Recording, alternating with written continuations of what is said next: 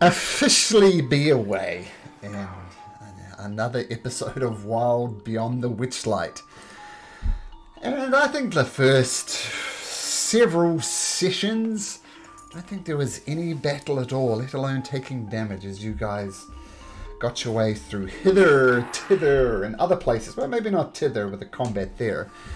But this has gone sideways quickly with Endlin Moongrave taking you guys out one by one. Idylix, you're, unless something happens, you're going to start your turn in that moonbeam and bad things will happen. Now, one thing you probably noticed is of the Corrid has arrived. Kuhn, you can probably see that. And the Briganox have arrived as well. They're not there yet, and I've got them all on their own initiative order, so there's like 4 Briganox. But, Matilda! Let's get things get started on the right note. Make me a death saving throw, please. Yeah. Ooh. Ooh. One fail. Okay. Kuhn, you see the Briganox and one Corridwive.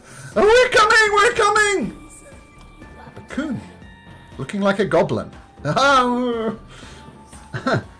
Kill the goblin! Kill the goblin!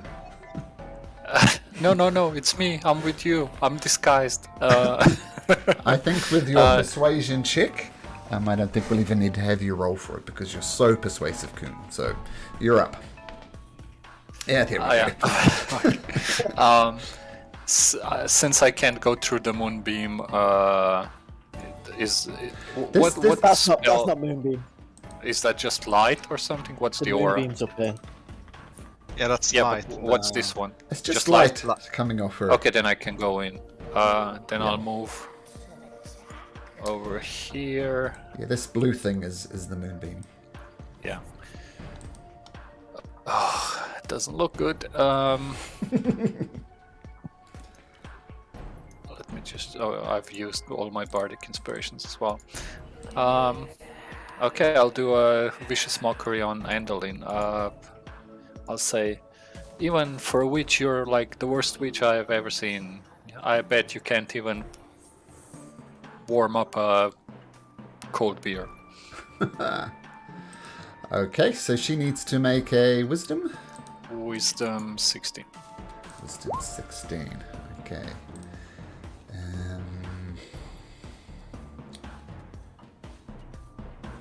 Okay, wisdom saving throw. She rolls a 5 to start over it. So she immediately takes 7 points of damage as you cast the Vicious Mockery on her. And is there anything else other than the damage for Vicious Mockery? Yeah, disadvantage on the next attack. But just an attack, right? Not Yes. all attacks. Okay, Just so attack. One attack, yeah. says, "Get out of my head! Foolish satyr! Take your stinky hoos and leave!" Come over here and fight someone your own size. I forgot I was a goblin, and I'll move around the corner so she can't see me with the rest of my movement. Cool. And that's pretty much it. So, one of the Briganox says, "We're coming!" 2, 3, 4, 5, 6. And it takes the dash action and runs 30 feet. These guys are slow. But they're on their way. Another Briganock. 1, 2, 3, 4, 5, 6. And a third Briganock. All quite... Ooh, I think I did the wrong Briganock. That one. Oh, this one. Dashes up to there. Gleam says... Gleam? Oh yeah, we have Gleam and Glister. Gleam says, "Not today, witch! Not today!" And she is going to firstly reach out a hand to her sister, and you see lights flowing between them going from the sun to the moon. And because she's so close to her sister, she can regain 5 hit points, which puts her on maximum hit points. And she's right next to Endlin. And she is going to stick her with a dagger. And 14 is not good enough. You'll have to be quicker than that, girl! Glister says, "I'll Leave my sister alone! And she's going to cast Sunray. And an 18 will hit. So yeah, a ray of light go from Glister straight to Indolin. Just and does 11 radiant damage. And she must make a wisdom saving throw or be blinded.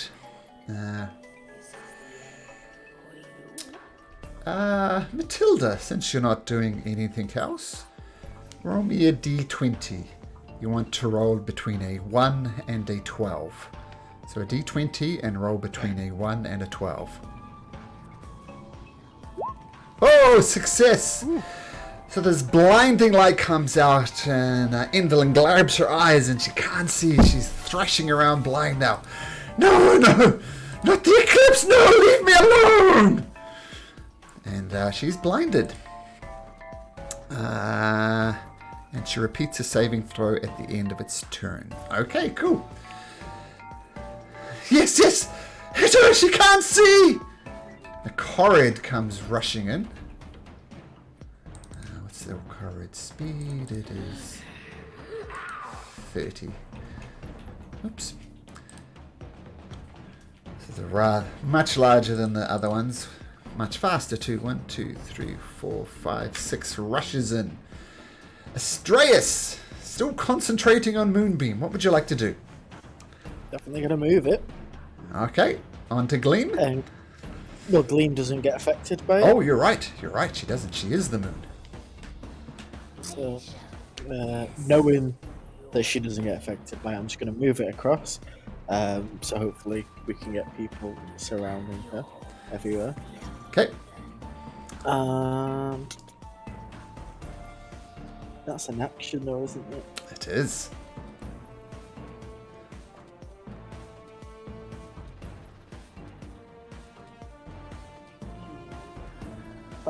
I'm gonna go next to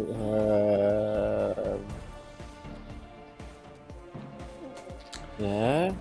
Can't you do a starry form bow thingamajig? I can't remember if I'm in bow or chalice, to be honest with you.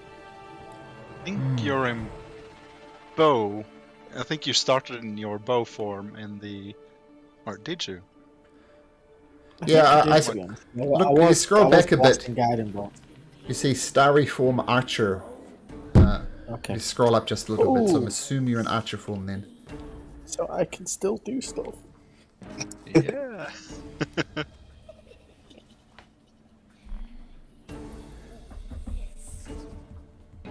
I guess I'll do that before I move from where I was. Of course, otherwise it's a disadvantage. Well, it's at advantage regardless, since she's blinded, so you can roll again anyway, but you're not going to get much better than a 20. Nope. So the arrow shoots out. Boom! Deeps. And she turns around to curse at you. Who did that? Who did that? Stay away! And then I'm going to just move round behind him and go, me! Ah! Okay. And that'll end my turn. Just gonna not be happy about that. Another Briganock. The little short leads. 1, 2, 3, 4, 5, 6. Comes, dashes through. Idolix. Oof. Well, I'm still alive. I do have 2 spell slots left. 1 second level and 1 third. But after that, everything's gone. So, should I be conservative and use the 2nd level to heal, or should I just go balls deep and use the 3rd level to heal? But then I can't use Revivify, but I think... I think We'll all be dead by that point. Yeah, I think if one of us dies, we're all gonna die. So do you have a diamond, Idolix? What? Do you have a diamond? A diamond? No, Revivify? I don't think. Oh, is that? Yeah, diamonds worth Yeah, I don't have that. Yeah, never mind that. Well, I guess we're going to use the bonus action first for some third level healing words against Matilda. Oh, Nice. thank you. At least you're up and running. That's 14, right? I don't think. I think it's just that's calculated everything. Third level, okay. Yeah. That was a 3 plus 11, sorry. No, it's 11. Oh yeah, yeah. It's 11.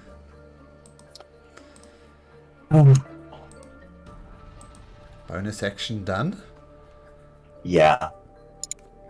Just have to look through my. Is it worth doing any channel divinity? No. And if I were to use my breath weapon, I think I would hit everyone else in the room as well. At least the ones next to Endelin, so that's a bit of a risk as well. The plus. Do I have an advantage against melee attacks? Yes, because Is that she's the plus? blinded. Yep, she's blinded. That's why. Okay. Okay.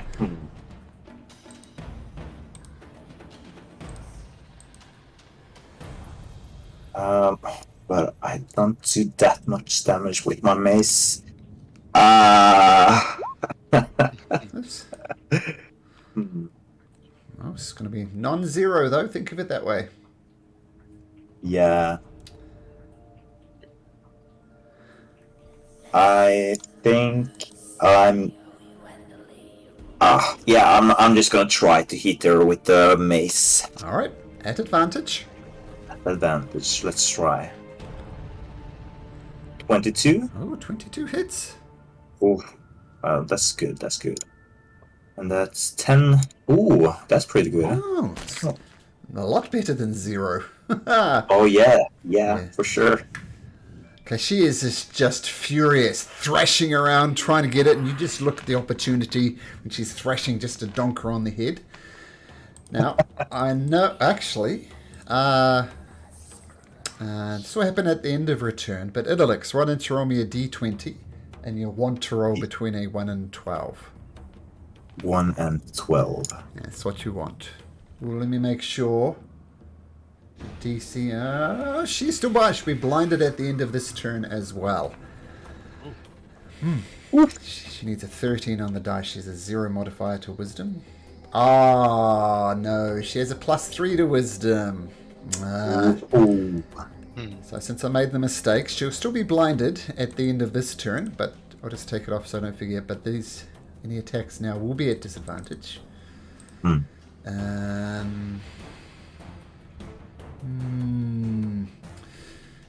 It's actually working out. She needs to make a save for your moonbeam first, doesn't she? What's the save, Astraeus? Well, do you want me to use the last one or roll again? Roll again.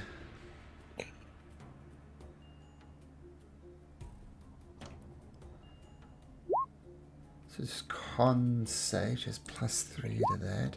Ooh, she rolls it with a 21. So that's half damage? Yeah. Okay.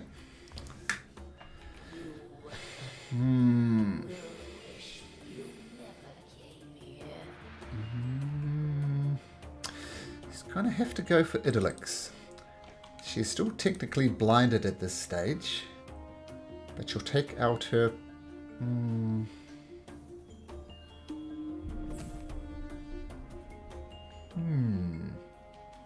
Okay, we'll go for first. And Idolix, yours is 19, right? Yeah. That misses. Okay,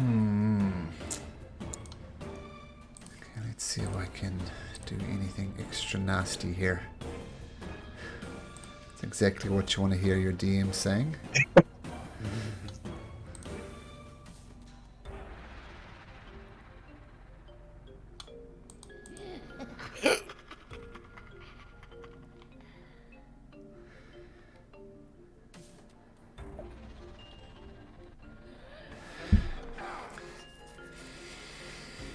she is going to look over at Matilda. Well, she's going to stare in the direction of Matilda. And she's going to say, do you know how to fly, little goblin? And she's going to make a puppeteer's lash attack at ranged. He's already flown. At disadvantage. And a disadvantage is going to be 17. Oh, is that it? I'll use my reaction, if I can do that while I'm prone, to cast Yep. shield. Okay, so shield goes up, you block it off. Because what she was trying to do, that shield hadn't done, is pick you up. She can move you 10 feet horizontally. So she's still doing it. No, she's not doing it. I'm saying what would have happened. Do you have feather fall? I do. Oh, so that wouldn't have worked anyway. Never mind. So the shield comes up. I would be a long way from the fight, though. It's Just true. It's floating down to the theater. true. Okay. The one that got away. No, okay. So that's a 2 attacks.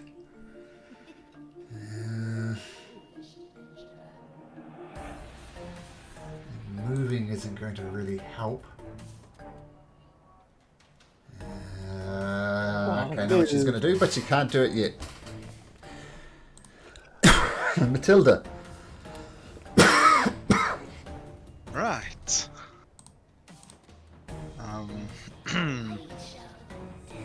So, at this point, she's not blinded anymore, right? Correct. She got her vision back at the end of her turn. Alright. Assume you get up. Yep.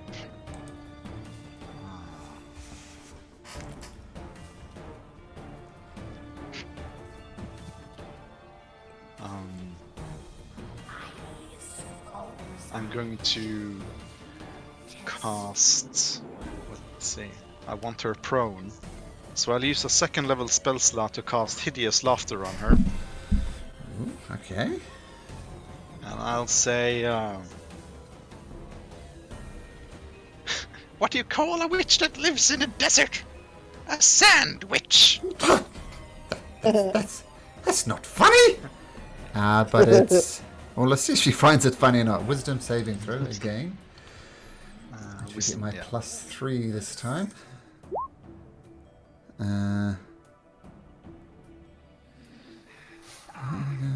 Okay, it works. You cast the laughter on her. And she starts. So she goes prone. So she falls prone. And is laughing uncontrollably. The end of each turn. Shit. Or if it takes damage. Oh, well, let's see. Okay, so you cast the spell. She says, "A sandwich!" Coon. And I'm going to just move a bit more, and I'll say to the others, "Oh, kick the shit out of her!"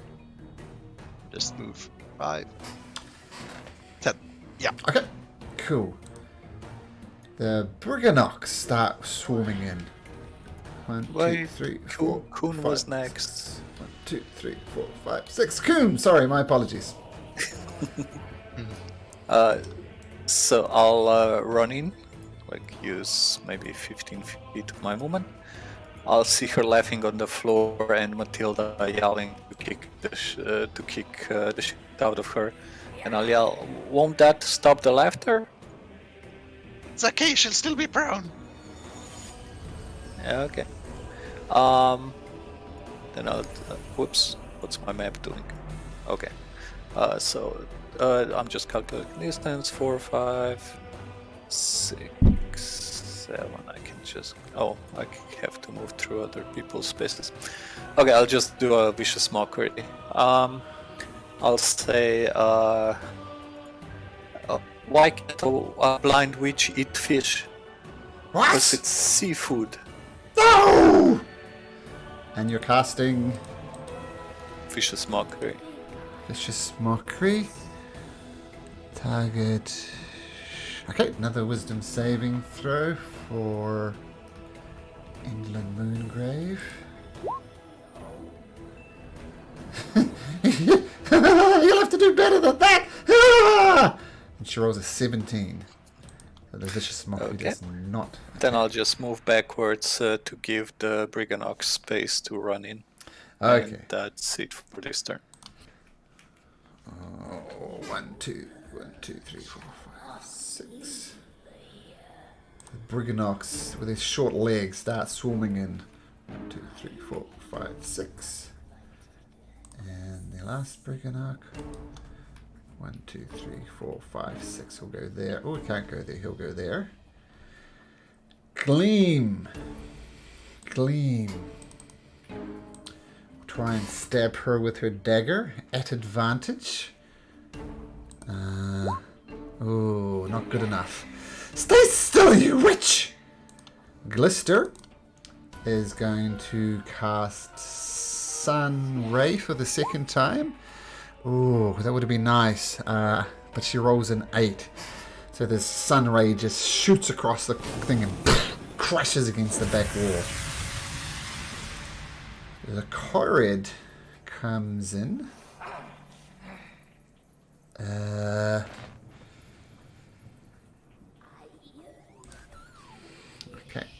I come here. I go, don't stand in the beam.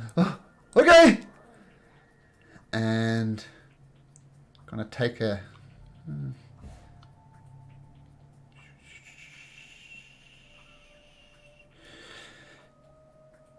Okay, bonus action.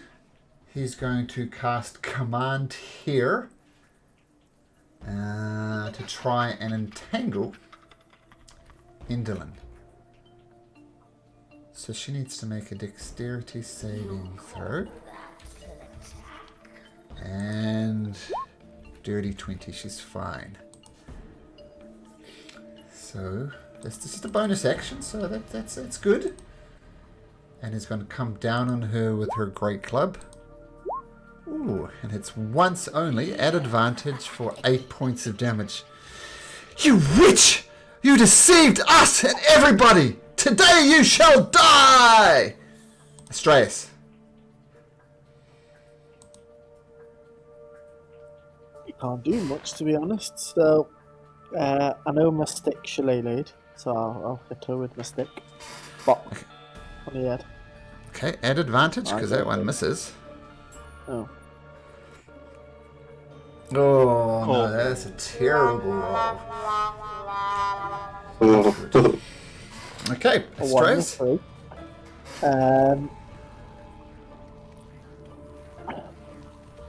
Well, bonus action.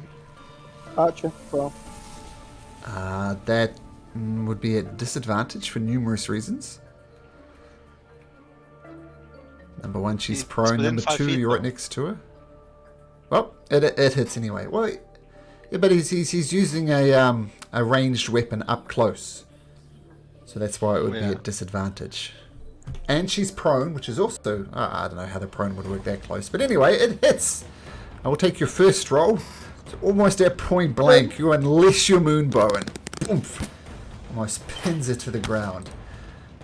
She says, "Why am I even laughing? This isn't funny!" And, yeah. So she's not laughing, but she is still prone. Did she succeed on the hideous laughter save? Or she took damage, so it doesn't matter. Oh, she needs to make a save? Yeah, when she takes damage. She did. Yeah, she'll still be prone until she can use movement to get up, but yeah. Okay, so the Briganock... Oh, sorry, the Briganock, this one still needs to swarm in. It's a bit of a conga line here, but he'll swarm to there. Idylix. Okay, so she's prone to the floor. That means she won't have any reaction attacks if I move out of her space, right? She will, but it'll be at disadvantage. Oh, okay. I don't want to risk that at the moment. Okay, that's good to know.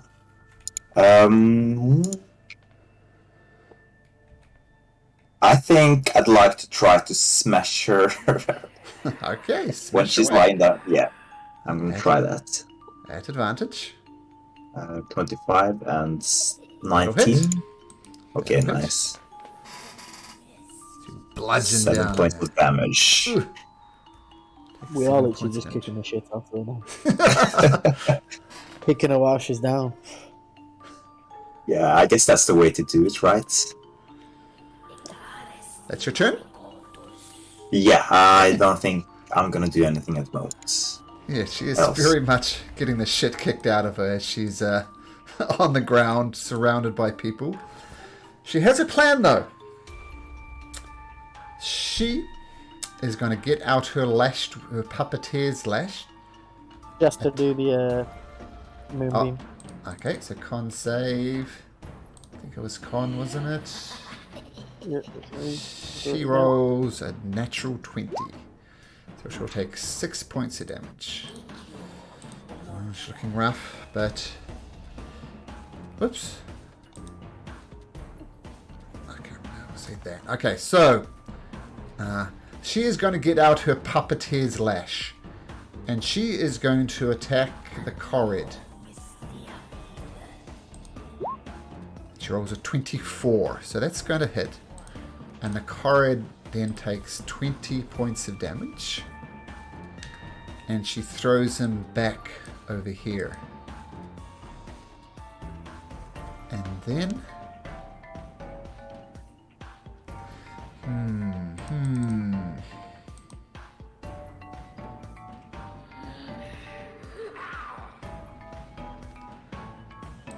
This is a risky move, but she's going to try it. Idylix, Astraeus, and Gleam, and the Briganock can all make attacks of opportunity. Oh, Briganock, not good. So Astraeus, Idylix, and Gleam. Gleam with her dagger. Oh my goodness. Just normal attack, yeah. It's normal attack. That'll hit. 18 hits. Uh-huh. Alright. Shillelagh misses. I think. Let me double check that. Yes, Shillelagh just misses. So 9 points of damage.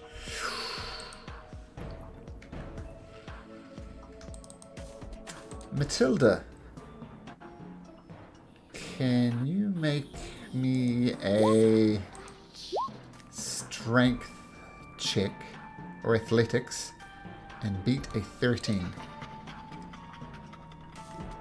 Okay. Is it athletics or acrobatics? Is it a grapple or? You choose. In that case, I'll do an acrobatics. Oof. 11. She grabs hold of you, Matilda. Comes over here and falls off the edge, taking you with her. Your choice, Goblin! Either I die or we both die! She didn't say that, right? Either we both die or we both live! You said you could fly! What do you do, Did she Matilda? do an athletics roll? Yeah? Okay, it don't matter. I think I'm too late now. I mean, you hit... Yeah. So, Matilda, you're plummeting off the edge. What do you do?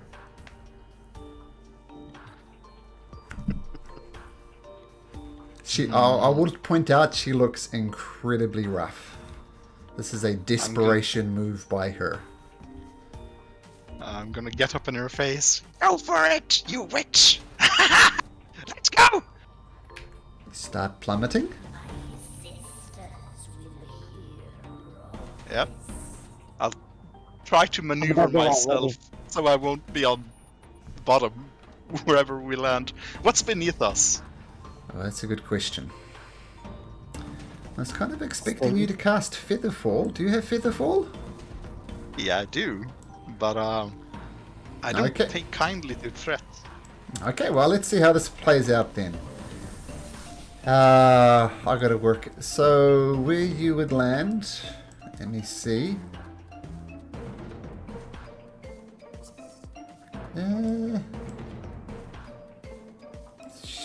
You'd kind of land on these steps about here.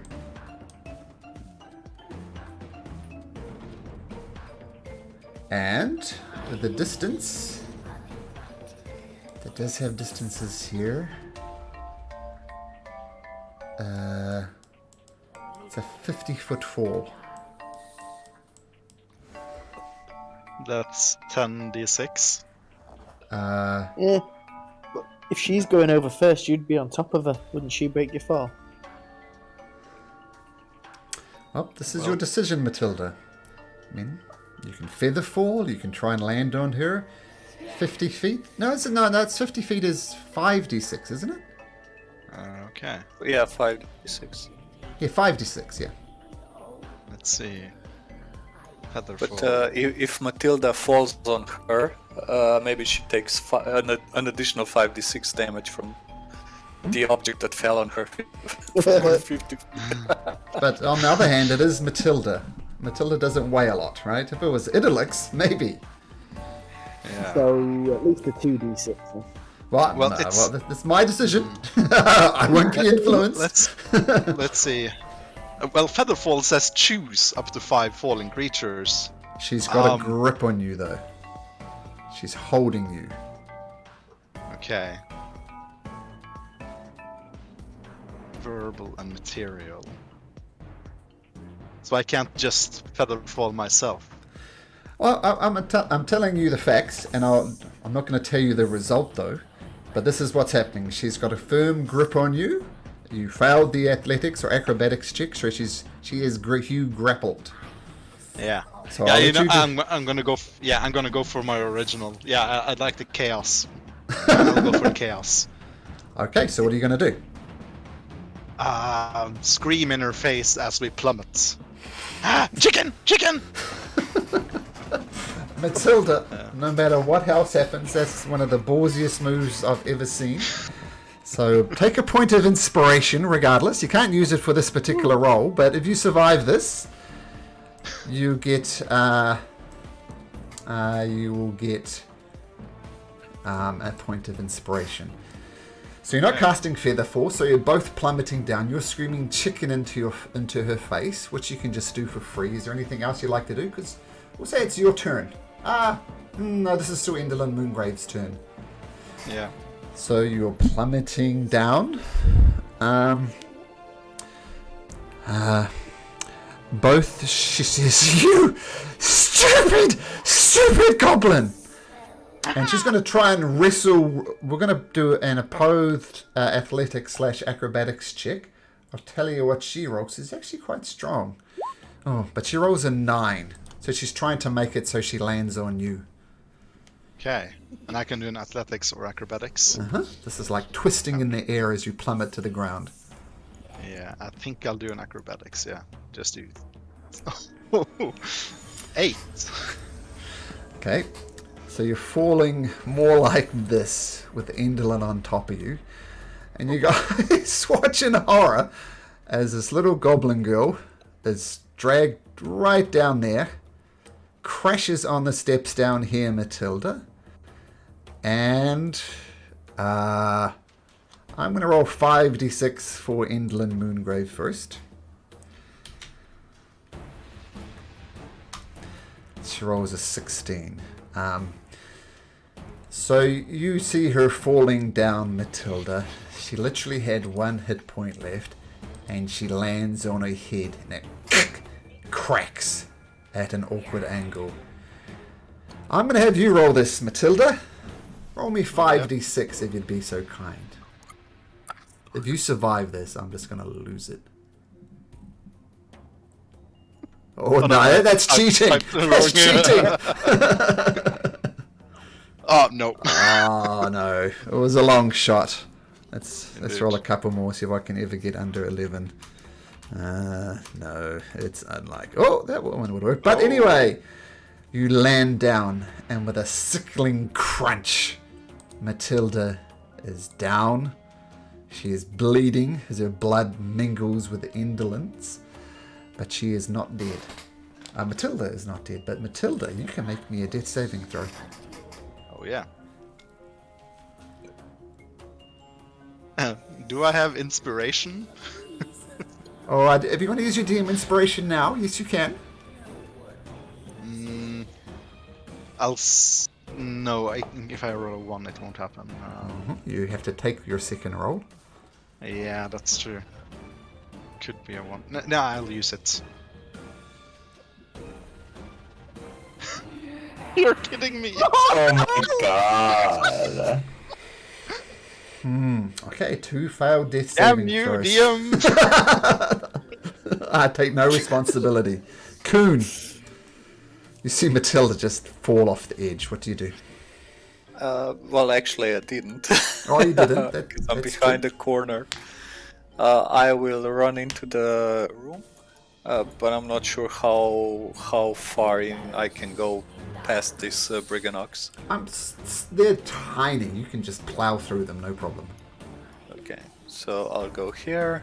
Like, mechanically Plus tiny. 1, 2, 3, 4, 5, 6, and over here, and I'll dash to look over the edge, because I guess I noticed the others staring in that direction and seeing that the hag and Matilda are missing. I'll go look over the edge and I'll say, if anyone still has a healing word, I think you can reach her from here. Hurry!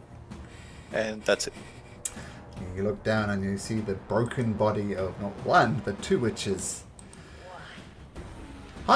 This Briganox says, I can help her!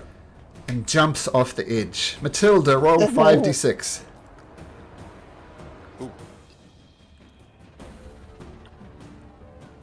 The Briganox bravely jumps out because the Briganox can actually save her if they're close to her, but this one just splatters on the ground below.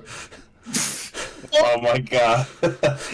Yeah, there's a chance they could save her, and they're going for it, but yep, the Briganox just leaps to its death. This Briganox going to try the same thing. Matilda, roll 5d6. Can I just yell? Can I just yell at the Briganox? Don't do that. You'll die like the first one. It's going to try. 5d6. Oh, that one extra splats. They have 9 hit points, so it's a risky move. Another one splats down below like lemmings. So that's 2. This one can't get there anyway, but it's going to pause right at the edge, getting ready to jump. Now can Gleam do anything? Gleam.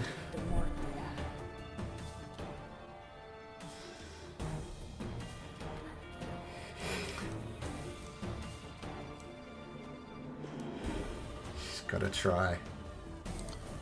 1, 2, 3, 4, 5. Off the edge. Matilda, 5d6. No! Oh, Ooh, that's good. okay. So she falls, and she lands right next to Matilda, taking 12 points of damage. But it actually took a dash action to do that, so that's all she can do.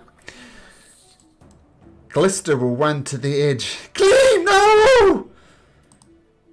The Corrid. See if the Corrid could do anything. Could throw a rock at her, but that's about it.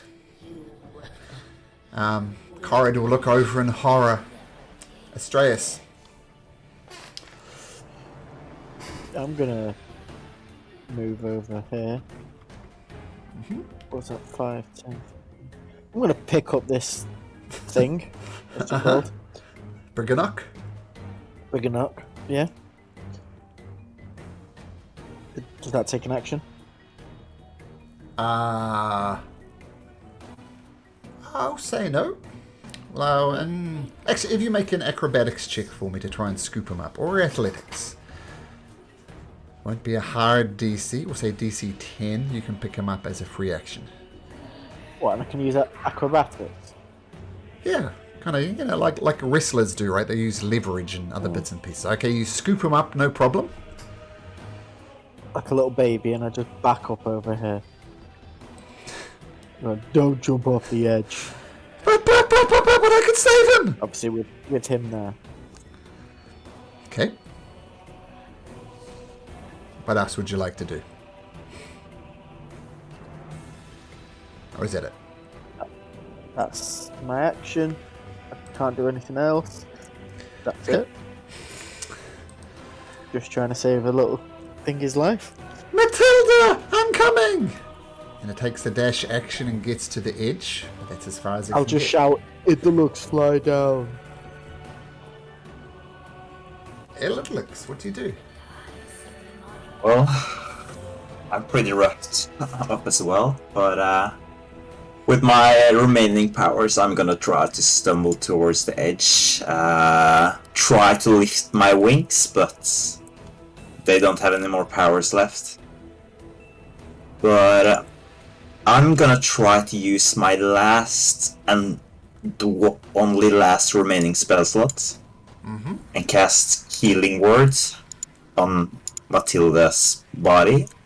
Gonna lean down over the edge and just like, well, I was gonna say scream, but yeah, I'm just gonna say the spell as loudly as possible.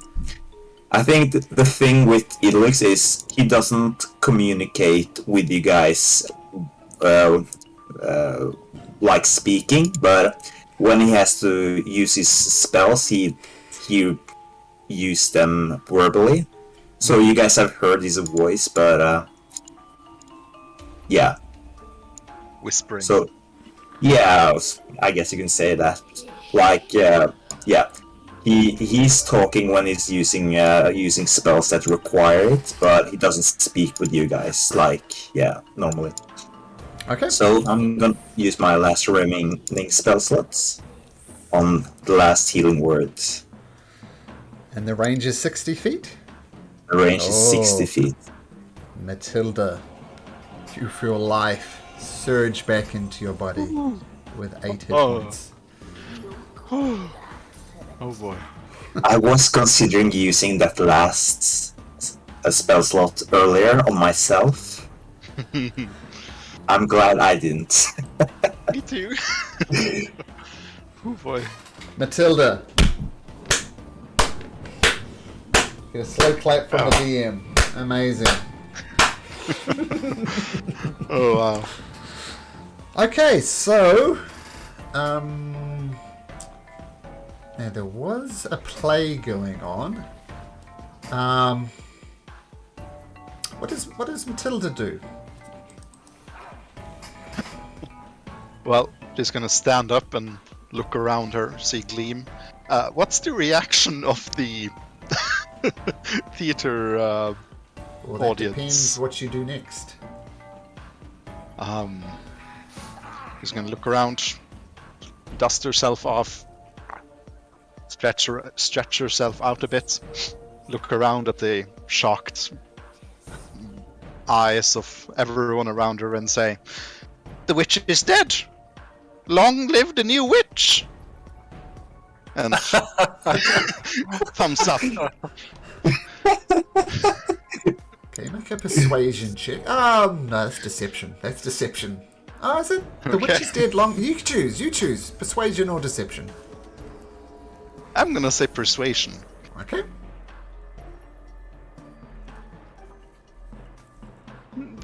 Yeah, 10. This Starkling stands up and says, "Worst special effects ever. Look, it's obviously tomatoes coming out of it. Tomato juice. Boo! Boo!" And the actors up on stage will say, these guys say, "No, what? No, that was great." They start booing and throwing tomatoes at these poor performers. And the play kind of naturally comes to an end as they're booed off the stage. Wow. Someone almost died.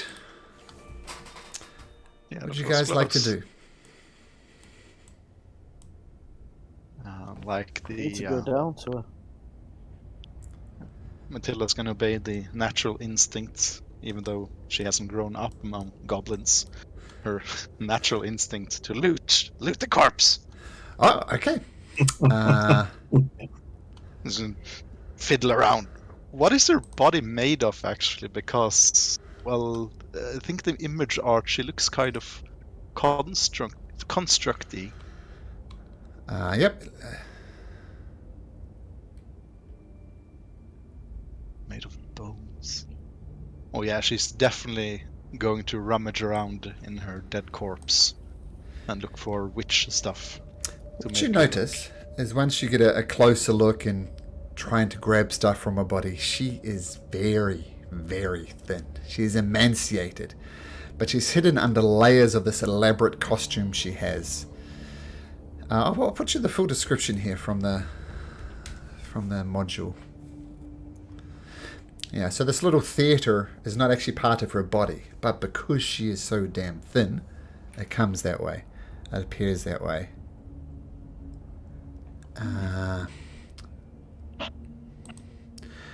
And you look through her body, apart from this elaborate theatre thing she's got inside of her, doesn't actually carry anything on her person. I'm gonna take the dress. Okay. Well, dresses. It's like she's wearing dozens of dresses. Yeah, would be hard to fit for my small frame, probably. She's a medium-sized creature. I'll get rid of Moonbeam, by the way. Okay. I guess Matilda's going to just look at the dress and the marionette thingy and just wave the others looking over. I'm okay, thank you guys. Was it you? It looks. I thought I heard a voice. I'm gonna shout up. And he waits and aims it down. Oh no! I'm just gonna see the Briganox splattered. Oh, Oh no! what a sight. Well, A+ for dedication, I guess, but I'm not sure. Oh no. Oh, the little guys. Yeah, they had Spare the Dying, which was their attempt. Ah. Can these two up here spare the day and the ones down there? You want me to jump? I'll jump! No. Oh, okay. They can't get down there within 3 rounds or whatever it is, so no. I can try. Does I'll anyone put it have a down. rope? Either looks stress. Does anyone have a rope so we can rappel down? What are you... Glista says, what It'll be are you faster. rappelling down for? This... Remember I said there was a hidden belfry, and she points to this thing up here. This is the way out of here. If we want to get out of here, we go via the belfry. There's no point of us going down. Yeah, but we need to get to Matilda. And what about the other Briganox? I can Maybe come we up. can save them. Yeah, what's wrong with the stairs? Right, well, I can just lower a rope to Yep. Matilda and Gleam. Okay, rope is lowered down. Yeah, should we let the Briganox go first in case they can save their friends? Sure. They can only spare the day, not actually. Yeah, That's fine, but at least they'll wake up in a few hours. Yeah. I think Yeah. it's worth trying to save them because, after all, they're our allies, right? So. Yeah. I Okay. can try Briganox to. can stay. I until guess we me come back. and Gleam can try to. I don't know.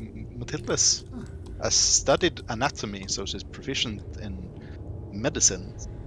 Okay. So I think she could try to Okay. stabilize their broken bones. Sure. Now I'm going to have this one here. Roll a death saving throw. Okay. You're going to... Shall I make a medicine check? DC 10? Okay. Whew. Oh, You're wait a minute. The first roll you made... this one doesn't respond. It is insta-dead. Oh yeah. Took too much. But this one, so you try.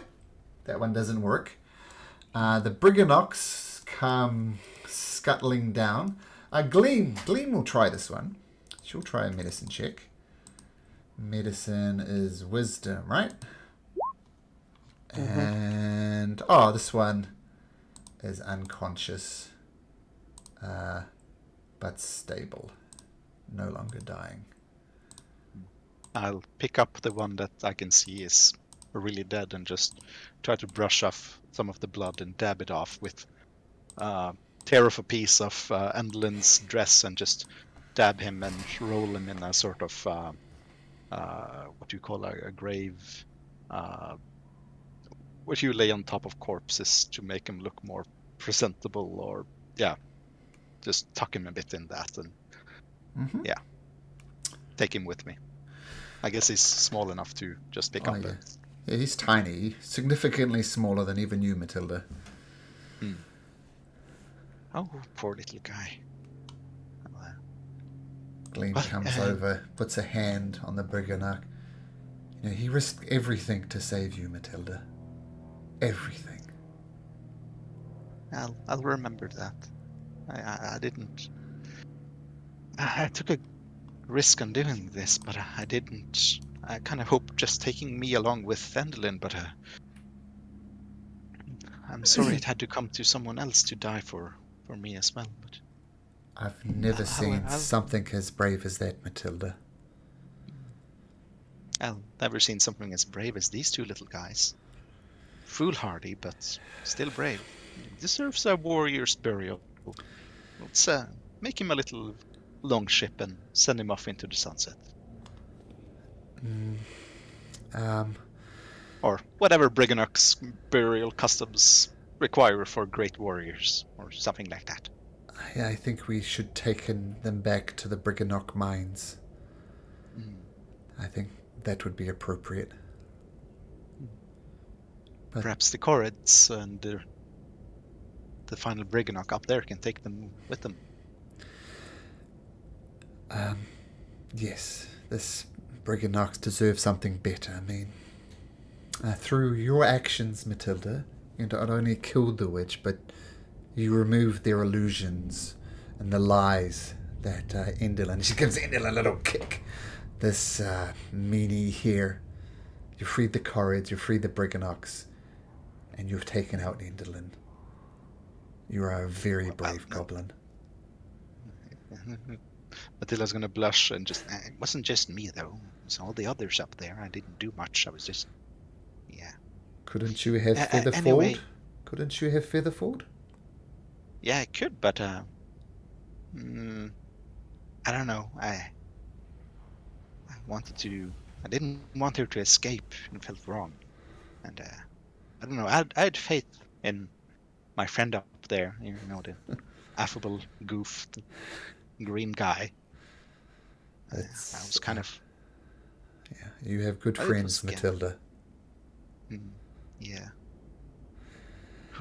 But what does this mean for Endelin's deals and with others, the shadows she's taken, and well, there's Hurley and the Bugbear, whose shadow's been taken. Will all the deals be voided with her death, or is that permanent now? Well, I know for Hurley. Well, Hurley had his shadow removed with scissors. Why don't we go up? Let's talk to the others. Let's plan our next move. But yeah, I think helping Hurley would be a good move. We still have this poor Briganock to deal with. Shall we go upstairs to the others? I'll take the one that's unconscious. I'm just going to drag you up there, Matilda, just to save you moving around. There you go. You can move into the ether. And then come all the way over here. And Gleam immediately comes up and gives her sister a hug. Oh, Clister! Oh, Gleam! And they're hugging, and they say... I'll give Matilda a hug. That was risky. Hi. I'm gonna give Estraeus a hug.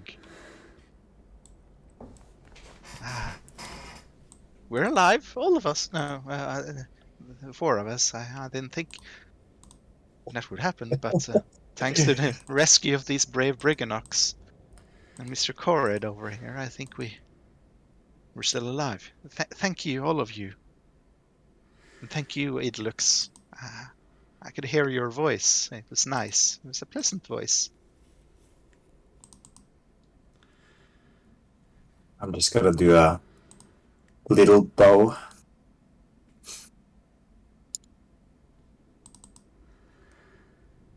Well, says Gleam and Glister. Well, we will help you however we can. And we are glad that the witch is dead. But we want to go to the Fey Beacons and get back to the carnival. That's what we want to do, but we'll stay and give any help you can before then. Of course. We should perhaps... Well, you were at the Witchlight Carnival, aren't you? Yeah. Yeah, perhaps let's find Hurley and he can go with you. Okay, that's a good idea. What shall we do about these Briganock? This poor Briganock who tried to save you, Matilda, and very brave. Well, he deserves a warrior's burial. Mr. Corrid, are you able to lead these two? There's one alive and one dead. I can see him.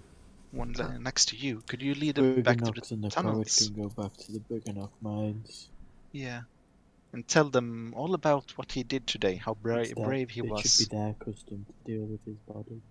Yes. Yeah. Well, the Briganock, he goes down to one knees and he gives a glare to the two remaining Briganocks, and they take a knee as well. And then Corin says in his deep, gravelly voice, "You have done us all a great favour today. You have not only ended the war between the Briganocks and the Corrids, but you have defeated our witch. You are all truly great, and we will sing songs and remember you for years to come." Ooh. I'm a fairy tale character now, just like my books. Exactly that. But our children and our children's children will hear of these tales. But for now, we'll take this Briganock back and till our paths meet again.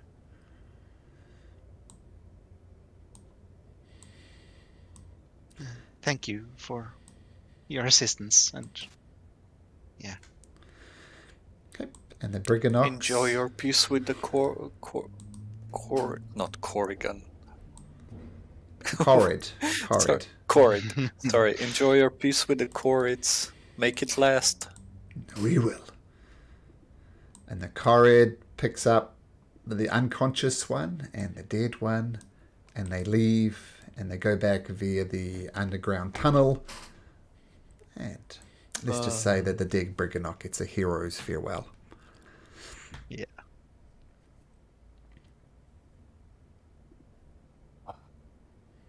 So, Well, sorry, go ahead.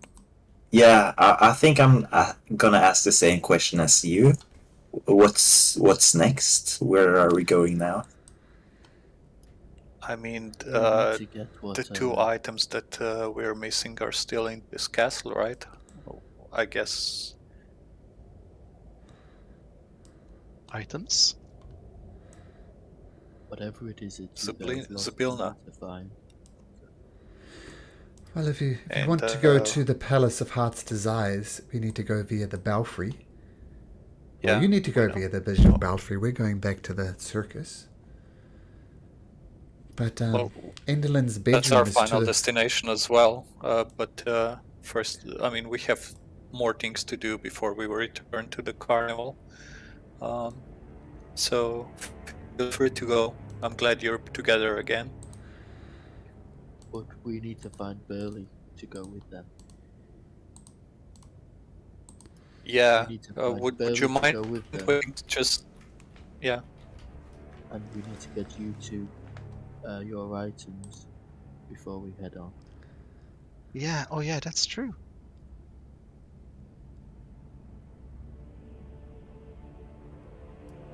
the only thing is this castle is still full of darklings and goblins. Should we I don't- maybe I don't think they really reacted. I thought it was part of the play. I'm not sure if they care. I'm not sure what happened. It's like, did I get a sense of? Did I just think it was part of the play, or? Well, they booed and threw tomatoes at the actors. Yeah. Well, we could go find the corpse and drag it along with us to show proof. That's a bit grisly, though. Well, Glista says her bedroom is just to the west of here, on this level. I mean, if there's a place where your lost things are, surely it would be there. Oh yeah, let's check it out. We could go there, and we could also rest there. Because I think we're all very hurt right now. Yeah, I think a rest would be good, but I'm also thinking about the corpse. Is no one going to touch it for like 8, 10, and 12 hours? We can ask Hurley what to do with it. He's familiar with the castle. Yeah. I have a feeling we should try to... If the Darklings think that the corpse is just a play, I think it would be wise to remove her from the scene and just not necessarily dispose of the corpse, but at least try to hide it for the time being until we were able to rest up for the night. Yeah, I think that's what we should do first, because it's the sooner we do it, the less chance there is of someone bringing her back, I guess, or relaying the message to any of the other sisters. Malcolm, did we get a sense that anyone in this place ever tried to stop us from going anywhere, guards or anything? Yes. But on the other hand, as you approach this level, you didn't see any guards around. I think as long as we move in the parts that we've seen, it should be safe. I suppose. Well, let's go get the corpse and bring it to Hurley's room and take it from there. Yeah. Okay. Do you need our help? We're really desperate to go home. No. Well, we need you to help Hurley get back to the... Of course. Okay, let's go. All right. And start heading down the stairs. Yeah, there's the stairs. Where the hell is Hurley? I think he's down here. I think that's where we found him, at least. Somewhere to southwest, I think. Yeah. Yep.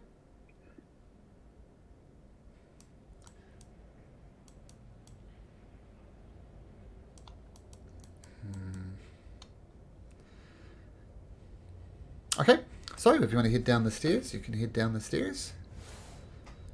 Oh yeah. Where's the other side? I'll drag you to the other side if you like. Much appreciated. Down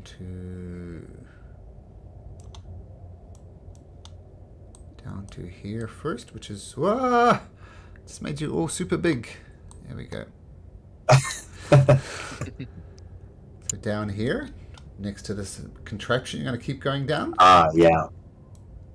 Yeah. Yeah. Okay. So we'll drag you down to, we'll just say to here, with these people reading the books over here. Oh, yeah. Okay. So I'm gonna go and try to pick up the corpse of Emblem.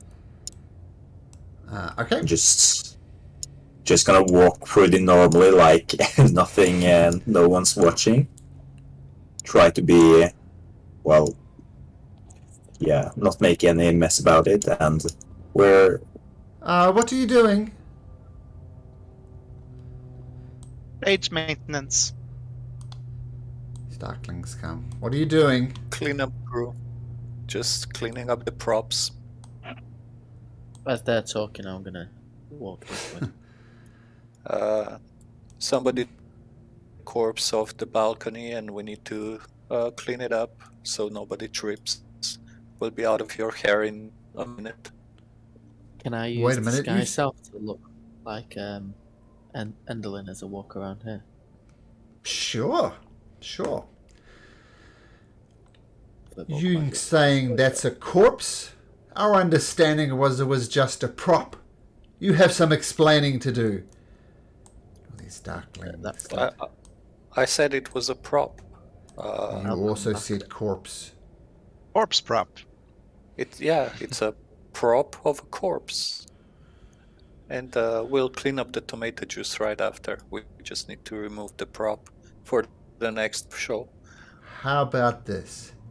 How about put down your weapons and we'll come talk to Enderlin? And I'll walk out and go, "Come on! Clean up the prop!" Okay, because you look like Enderlin, you can make a deception check, but at advantage.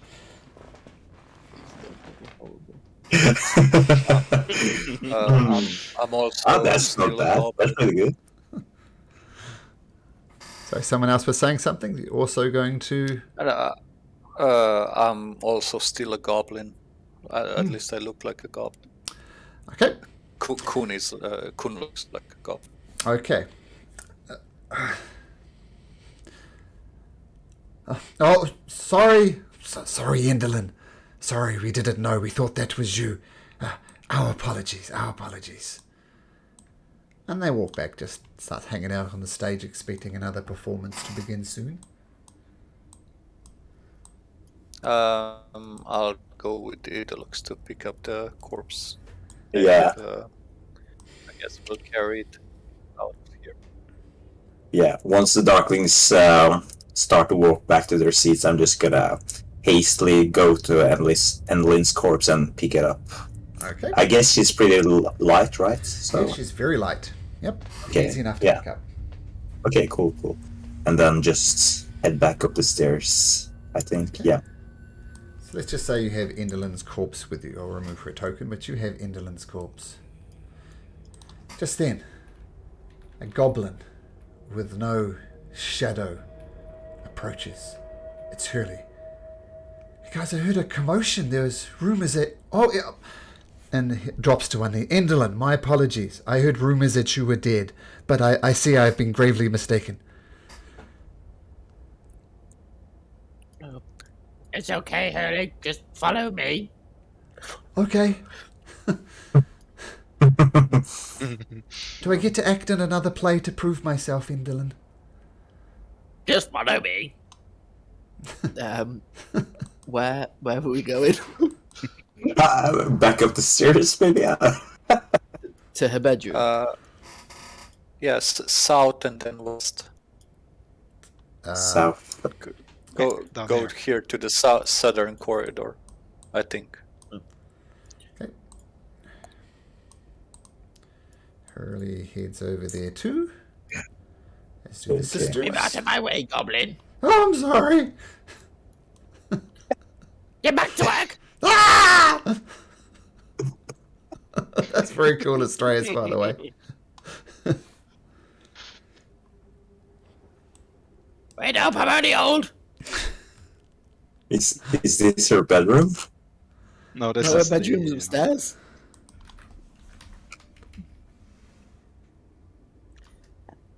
And I'll drop the voice, but I'm still going to keep the disguise and go, "Hurley, it's me, Astraeus from before. I just look like Enderlin, Oh! and that really hurts my throat. I don't think I've ever been able to do another voice." All right, so we're looking to get your shadow back, Hurley, because as we know, no one really trusts people without the shadow. But you've been cursed. I'm not sure what we can do. I think Right. if we head to her bedroom, we might find the stuff that you guys can get back. Maybe Hurley's shadow is there as well. Hmm. Perhaps the scissors can be used to return a shadow? Hurley Or says, if I can find the shadow, I can mend it. Maybe there's a sewing kit that attaches shadows back to the person. Yeah. Can we ask Glisten and not Glimmer? What? Oh, I keep forgetting the Gleaming name. Glister. Yes, Gleam and Glister. If they know of a way to get a shadow back.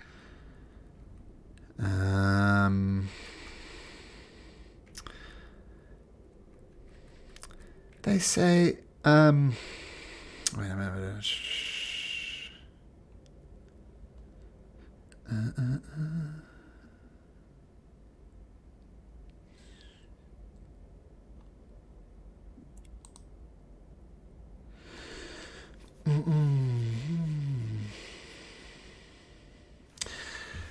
As I said before, begins Gleam, Hurley, my friend, you've been cursed with these scissors. I don't think if we found the scissors, we could attach it again. Scissors are for removing things, not for putting things together. So I think someone suitably high in magic could cast Remove Curse on Hurley, and then he'd be back to where he was. Can any of you find folks do that? Remove Curse? After a little rest, perhaps I could. Okay. Well, the question then becomes, where do we rest? I can create a impervious tiny hut somewhere. But perhaps her bedroom? Why don't we head to her bedroom? If I'm Yeah. heading up there, everyone will just think it's normal. Okay. Let's just say as we walk through these guys, this was a room of all like crying actors and stuff, wasn't it? Yep. I'm just gonna walk in and go, You're all free. Go home. I don't want to watch any more of your plays. Go on. Ah, Shoot. really? Ah, okay. Go. Ah, No more plays from you. ah. And they all leave to be free from this rather macabre play. Okay, and you guys head up top? yeah. Okay, I'll move you all at once since you're all nicely grouped. And yeah, so feel free to pick it up from there. Hurley scoots around the side, Gleam and Glister holding hands the other side. I like this acting malarkey.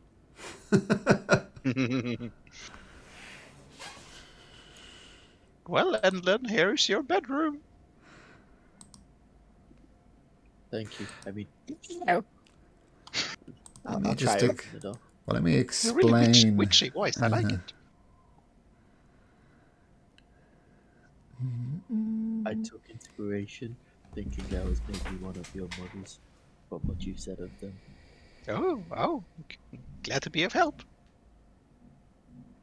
I'm just checking something. 1 second. I'm not quite as organized as I want to be.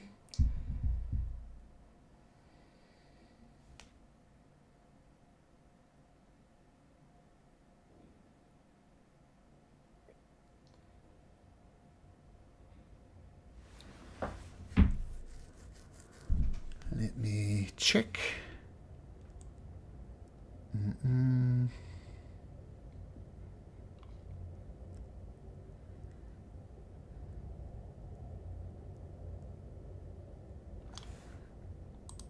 While you're checking, is it okay if we take 5 minutes? Yeah, let's take 5 minutes while I sort this out. So, okay, cool. Sounds good. We'll see you guys in 5. Right. Okay. Thanks.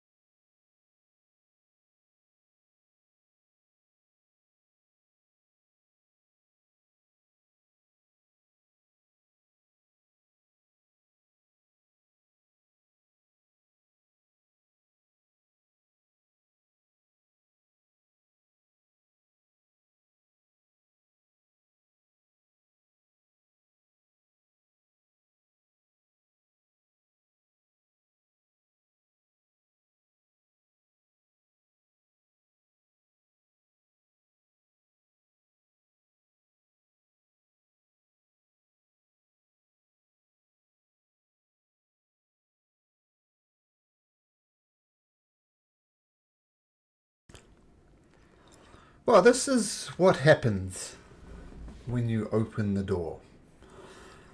Now, this is I was checking some exact wording of the door. It's a trapped door. Yeah. But it's a trap door that triggers for anything that doesn't look like Indolin Moongrave. Astraeus, Wow. you look like Indolin Moongrave. Let's see what happens if you didn't look like Indolin Moongrave. Make me a strength saving throw. My strongest thing. Oh! So even if you didn't look like Indolin Moongrave, so you push on the door, a glyph would have fired, which would have had the same effect as Big B's hand, and it would have pushed you back, Astraeus, and it would have pushed you back, and you would have taken 4d6 and fallen to that magical contraption below you. The total damage Sliced me up. would have been 4d6 from the fall, and let's see if you would have survived, plus that much. Could you have survived 46 points of damage? You wouldn't have instantly Yeah, of died. course. But regardless, the trap didn't trigger, but even if it did trigger, you would have resisted the Big B's hand pushing through. So, a little lucky there, Astraeus, but the door opens before Let's you. go. and the- Oh my god. I just had a horrible vision from the stars. Oh. It's okay. I want everybody in. Okay. Doors are open. The doors are open. And inside, you see scores of wooden marionettes hanging from the ceiling of this oddly shaped room, the floor of which is strewn with old play scripts. Near the entrance are two alcoves, one containing a bare table, the other holding a tiny wooden chest with tiny clawed feet. Deeper in the room, you see a wicker basket surrounded by miniature toy birds. Scores of hourglasses are fixed to the walls. Whenever the sand of an hourglass runs out, the mechanism that attaches the hourglass to the wall causes it to flip over, and a steady hiss of this falling sand can be heard throughout the room. A large glass-doored wardrobe with a jade eye embedded in its stand on the far side of the room in the wide alcove. I'll usher the rest of them in and then shut the door behind him. Okay. Come on, everyone. We need to rest in here. I'm just gonna throw the body of Endlin on. Is this a table of some kinds? A bed? Just a sec. This over here? Yeah, That is, that's a wicker basket, I think. Oh, okay. Yeah, I'm gonna throw the body in the basket, I guess. And I'm not gonna show it any respect. I'm just gonna, brutally just throw it in there. Nice. And this is what the room looks like. Oh yeah, totally not creepy. Not Wow.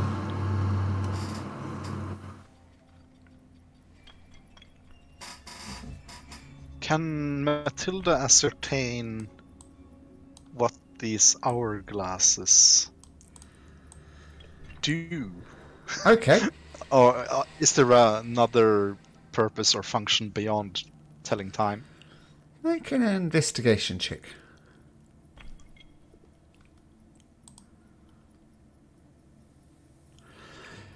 The first thing you notice is there is about 100 of them.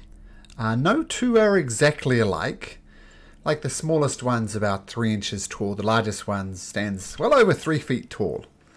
Yeah. Just seems odd. You don't think it's magical, it's just odd.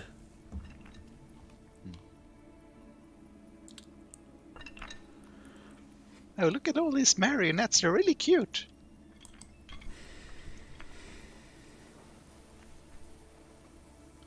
I guess beauty is in the eye of the beholder. Do you want to start casting the tiny hut so we can rest a bit? And Kun will just be picking up the scripts from the floor and just try to gather all of them so he can go through them later. Okay. Oh, yeah. I'll start ritual casting tiny huts. Okay, tiny hut is cast.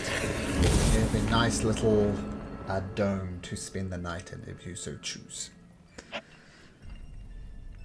Any of you guys have an extra bedroll, or can I share yours, Astraeus?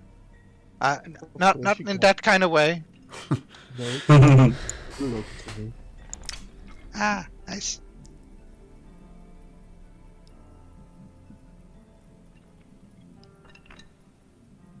Are we all just going to sleep together? I'm knackered. Ooh. Yeah. Just gonna throw a bedroll on the floor and wrap a blanket around me, and then try to sleep. Okay, with the door closed, you're in the room of Enderlin. No one, I think, would come in here under any circumstances. So you may all, at last, take a long rest. I'll just say to Matilda, would you prefer for you to fall asleep against Astraeus or against Enderlin? I prefer furry things, like they're soft. Yeah, I think she was made of bones. That's not. Well, it's got a certain. Things. Yeah, but aesthetics doesn't. I mean, you gotta balance aesthetics and function. Fur is more functionally better than aesthetics. If she was kind of furry, yet skeletal, soft, yet awful, that could work. Well, I only look like her. I don't feel like her. Oh yeah. Yeah, this is pretty good. Yeah. Yeah, it's spooky but soft. Yeah, I like it. Okay, I should stay in this form. Good night. Night all. Take that beautiful, beautiful long rest. We don't by any chance level up. Somebody's gotta ask. Let me think. Yes. Well, technically you'll level up when you arrive in the Palace of Heart's Desires, which is going to happen very shortly, so yes, you may level up. It's a good question. Ooh, really? Yeah. Nice. Yeah, level up, level 7. Yeah, that's pretty nice. No. No. House roll, you can re-roll that. Oh, that's good. If you roll a 1, you can re-roll on your hit points. But if you roll another 1, too bad. Too bad.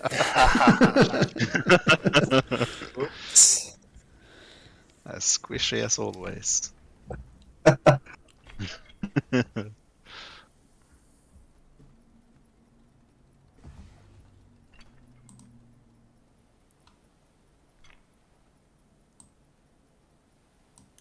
I think the darkness of this place will start getting to me, and I'll multi-class into a warlock. Oh. Ooh. Oh, 4th level spells. Yeah.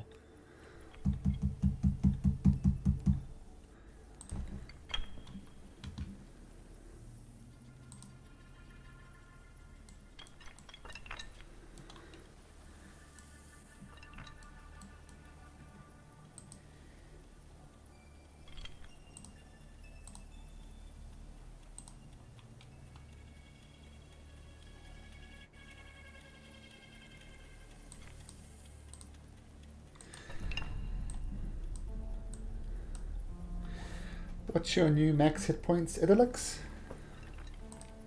Yeah, I'm not gonna roll for it, so I think it's 51. Yeah.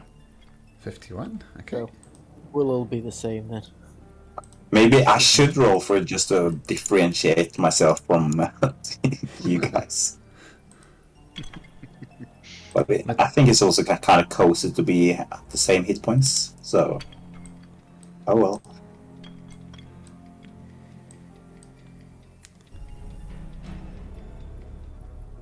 By the way, Kuhn, do you know the spell locate objects? Nope. Okay. Oh, it says I'm at 59 now. You were 51 before, right? Yeah, it was. Yeah, so +5, 56. Plus your con modifier? Con modifier is +4. What? No, it's not. It's +3, yeah. It's +8, 59. I'm on Oh, 59. yeah, I'm 59 as well. I missed. Didn't see the correct place. Okay, so 59, and you're sticking with the average roll, Idolix? Yeah, I think so. Okay. So your max is now 59. Grabbing counter spell and polymorph. Nice.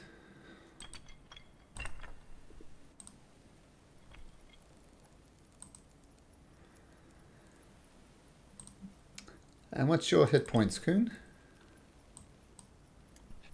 59 as well, I think. Oh, you're all 59. All right.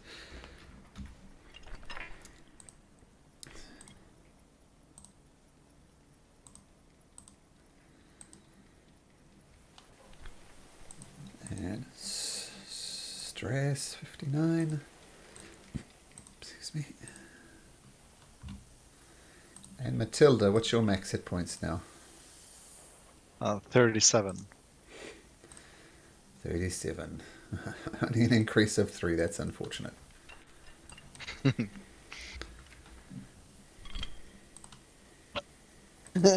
I could take giant insect because you always need an insect near you, but I've got those fireflies near me all the time, haven't I?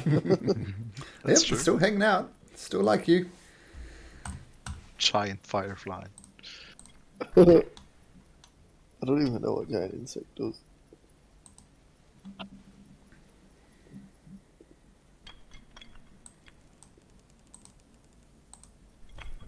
It's a concentration though, my concentration.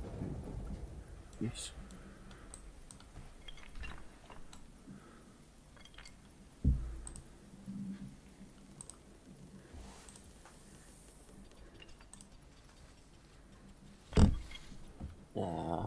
Not getting.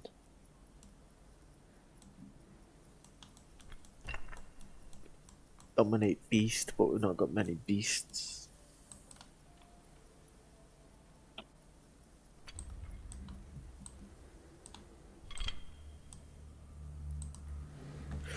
Polymorph it is. Nice. Yeah, I'm going to cast Mage Armor first thing in the morning. Okay.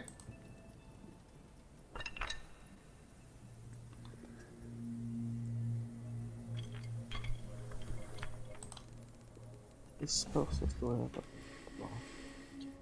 one. Ah, right. Okay.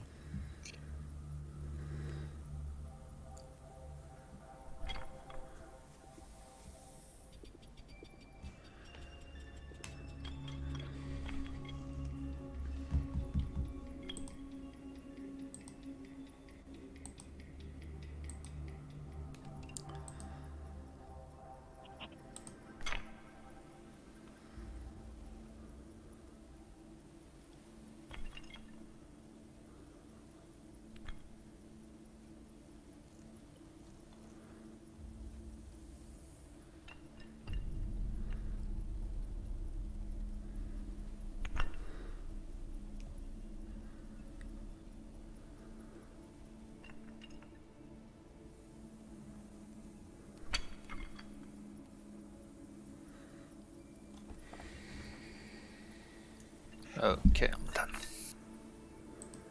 Yes.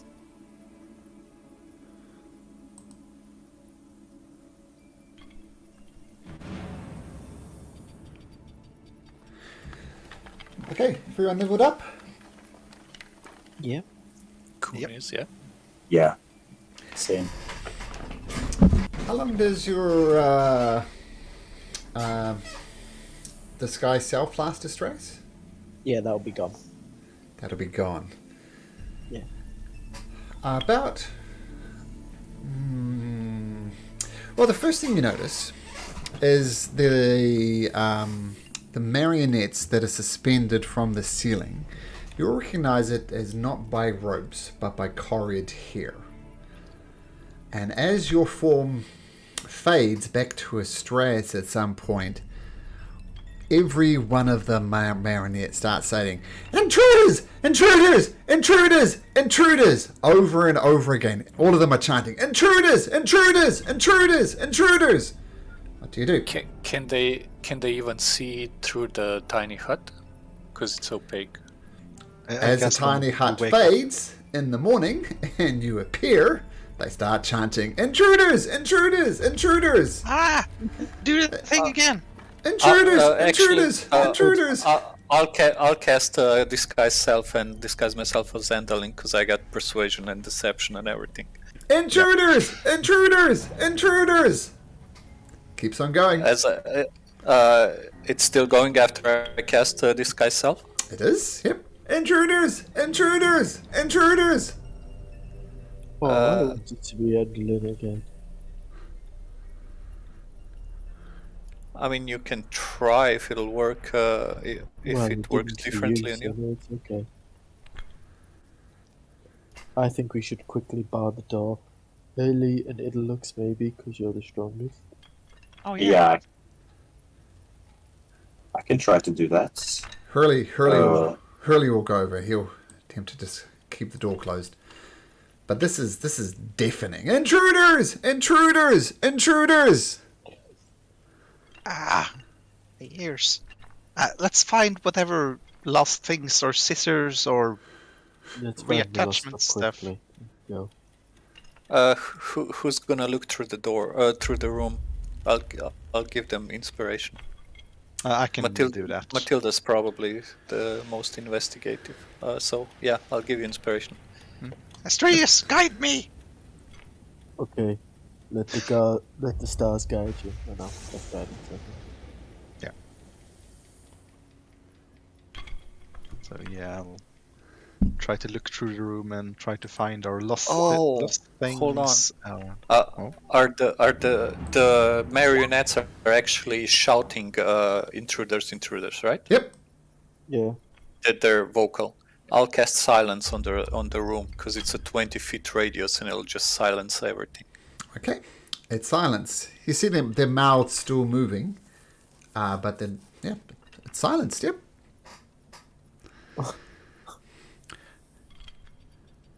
Okay. After you barred the Nice. inspiration. Well, it'll still be useful later.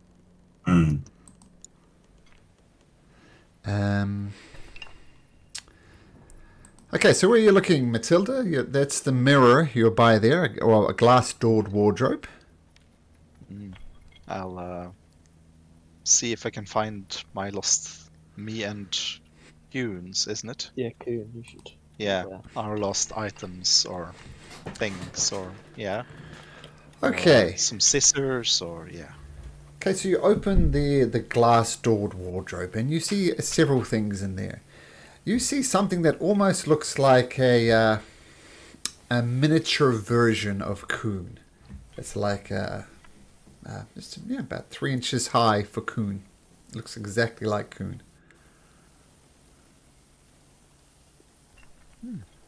I'll pick it up and since it's silenced, I'll just bring it over to Kuhn and point at it and hand it over. Do you take it, Coon? I will take it and smile at Matilda and give her a thumbs up. Okay. As you give her a thumbs up, notice your thumb getting slightly bigger and bigger and bigger. And you see Coon rise by the height of 3 inches. Ah! Ooh.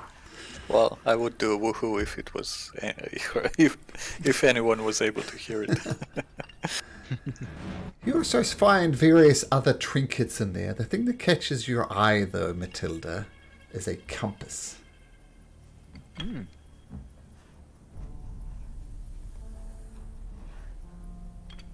Does it seem magical?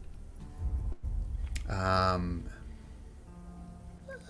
just seemed like a very well-made compass. Oh. Take it with me.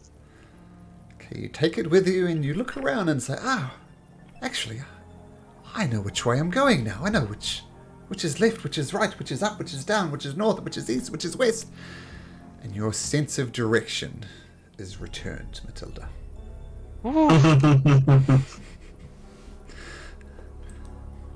And other than that, there's just lots of various trinkets down and then nothing really other than those two things capture your eyes.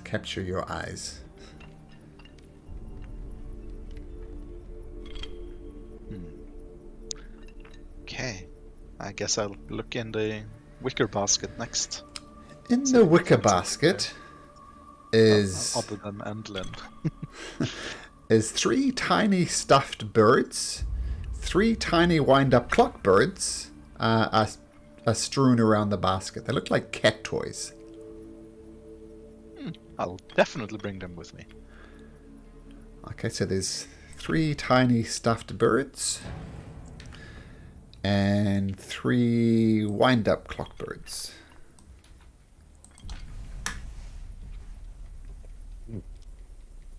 Nice. Still no scissors. No scissors, no.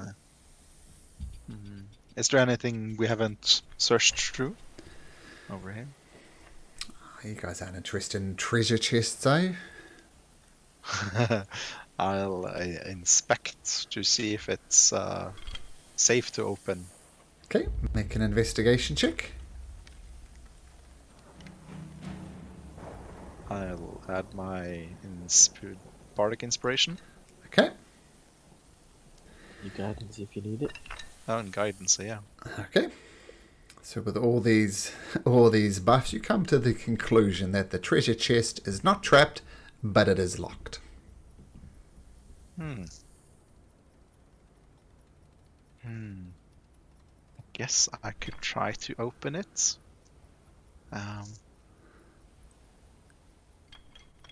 Will you guide my finger, Astreus? Oh, do we have a key? Well, I'll just touch you again and I'll try say the things, but I know it won't come out because we're silenced. Oh yeah. We did Yes, get it's touchable. a key last time. I don't think we used it on anything. You can try to unlock. Yeah. Where did we the get the chest key? with- Yeah, I'll try. Okay, the key fits and the little click and the treasure chest is unlocked. Do you open it? Ooh. Oh yeah. Okay, you find several things inside here. You find this, and you find also a shriveled hand. It looks like an elfin hand, and it's wearing a ring, and it's clutching several sheets of parchment.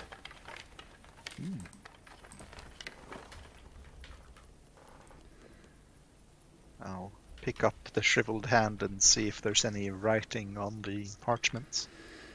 On the parchment, there's a title page. There's a title page that reads this.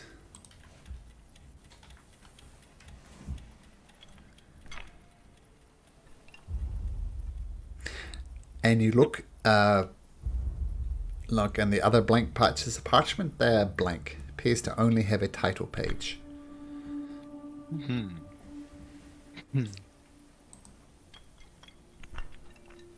Interesting. Looks like a play. Not sure who this Alagarthas dude is, but it sounds like a pretentious Thought. It's silenced. Oh yeah. It's true. Oh, I guess I'll pick it up. Yeah, The ring guess I'll on the take- elf's finger looks very nice. Almost looks like a black onyx for the ring part, and there's purple and blue gems all over it. And you see the largest central purple gem, almost like stars, seem to move within it. I'll show it to Astraeus. Words won't come out, but I'll just point at the ring and go thumbs up, and I'll try to identify it, or see if it's magical or if it's just a nice ring. The fact that it's got stars moving on its main gem piece is very obviously magical. Is it possible to ascertain its properties No one has without identified, right? identify? Nope. Make an Arcana check. I'll throw you a bone. Oh, that's not bad. That is good enough. This is what it is.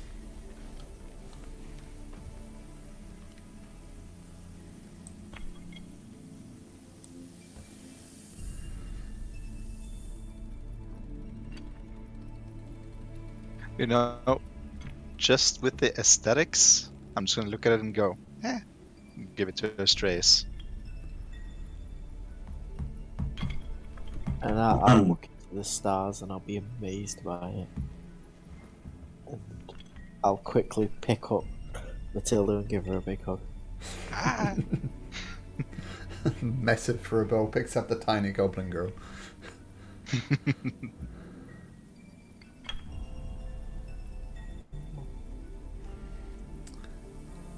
Can you have a look around the remaining of the room, and you don't notice anything of note? I'll go over to Hurley. I guess I'm out of the range of silence now. Guys, I'm sorry I couldn't find scissors or anything that would be useful, but perhaps when we free Sibylla, perhaps she can return your shadow to you, Hurley. Or maybe. Perhaps I think Idlux said something or wrote something about some spells he had. Yeah. Idris is gonna nod. While we were taking the long rest, I rewrote some spells in my spell book, and since we're constantly looking for things, and we're called the Lost and Found. We're looking for things, so I went with locate objects.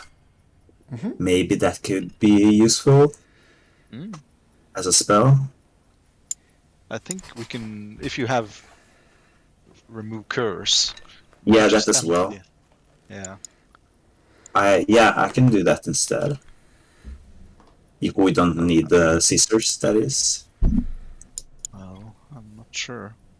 Well, we're going back to the carnival. It's just a matter of whether Hurley comes with or without his shadow, I guess. Well, I will try to do what's in my power to bring his shadow back, but I can't guarantee anything. I guess it's up to Sylvanus if he can do it. Idlux is gonna remove his necklace with like this leaf symbol that represents Sylvanus, and he gonna place it like around Burley's neck. Then he's gonna grab the symbol and cast Remove Curse on Burley. Okay, so you cast Remove Curse. You notice Hurley gets engulfed in the light of Sylvanus, and then you all look in anticipation as this bright light fades, and the bright light fades, and Hurley is there with his shadow once again. Oh, blessed be. Oh, thank you so much. I appreciate that.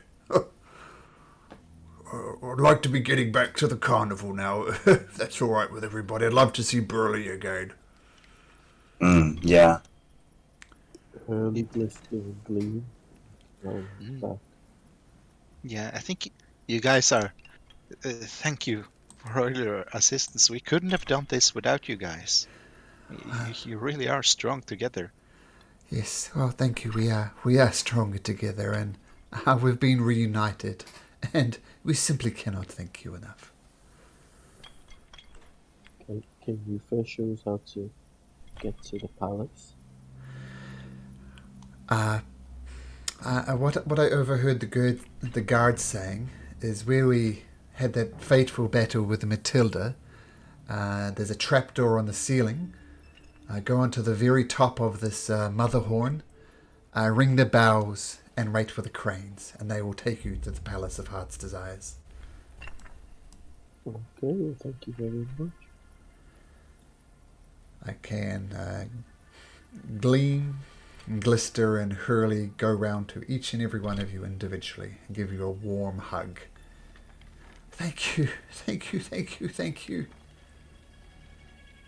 As Hurley approaches me, I'll just whisper at him, make sure Glister and Gleam get to the pillars safely and then to the carnival. Just He nods. protect them on the way. Okay. And Glister says, we're actually going to add some things to our performance, and it's going to be called The Falling Witches. I assume you can imagine what that's going to be about. I like it. With that, Glister, Gleam, and Hurley say their final goodbyes. And they leave. And if we Big follow... straight wave. They wave back. And if we follow Hurley and Glister and Gleam for a little bit, you notice they do get to the Fey Beacons. They do perform the appropriate ritual.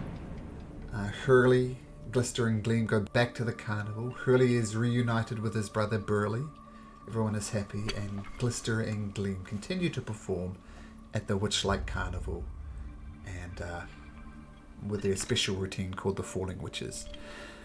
And you do take your amulet back. That is fine, Alex.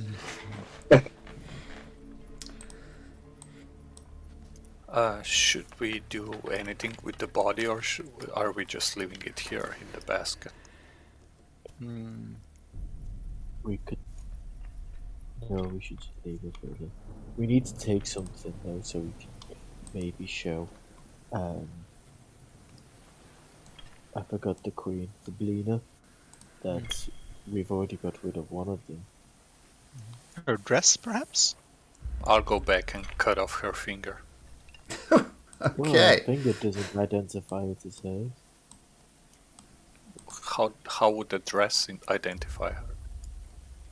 Well, it seems pretty unique to her identity. I doubt she'd part with a fine dress like that. You take the dress, I'll take the finger. Yeah, okay. And I'll give the finger then. And I'll take a lock of her hair. All right. I'll take your veil. We'll take it something.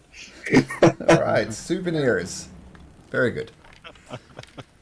Are these hourglass sand clocks, are they detachable? You can try to detach them if you like. No, I won't risk it. I'll just let the others know that silence only works for 10 minutes and we should leave this room.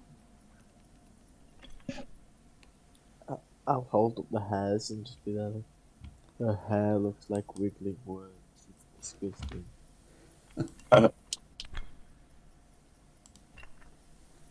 Okay. Let's go though. Presume this door's open considering we let us go. Yes, I did close it, but there you go. Over We go. could just leave the door open so someone could get in and find her dead. And then word will spread. And that's good, Yeah. right? I mean, they'll find her eventually, but we need some time, so just leave it there and don't tell anyone.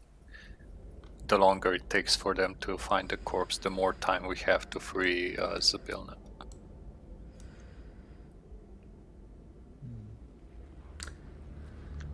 You didn't notice it before. There are 3 birds flapping around in here. Paper birds, just made of paper. And you do see this trap door at the top. You'd probably have to stack some furniture up if you wanted to get there, but that would be easy enough.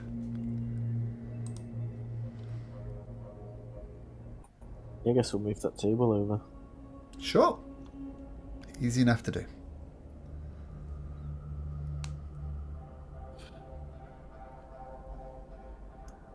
I guess we climb up one after the other. Yeah. I don't mind going first. Okay, Estrace, you jump on the table, push open the trapdoor, and get onto the top of this tower, this little tiny belfry tower right on top of the Palace of Heart's Desires. And you look at, there's it's easy enough to get up and actually get onto the very top of this palace, this theatre, and you see there's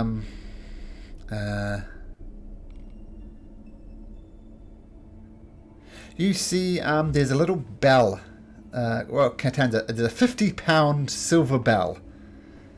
And it's higher than even the top of the thing, and there's a long rope beneath it, which you assume that if you swing the rope back and forth, the bell will ring. And there's a verse engraved that you can read right at the base of it, where you can see, and it says this.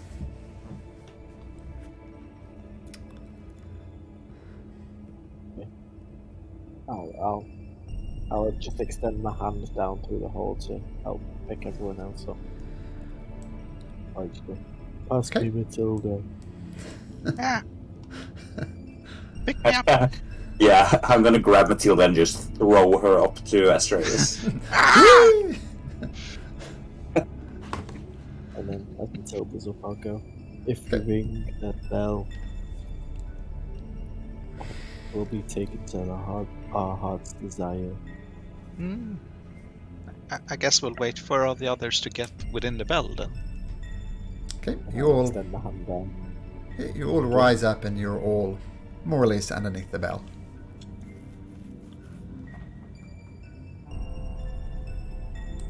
Well, who's gonna do the honors? I don't think I'm strong enough to ring a bell.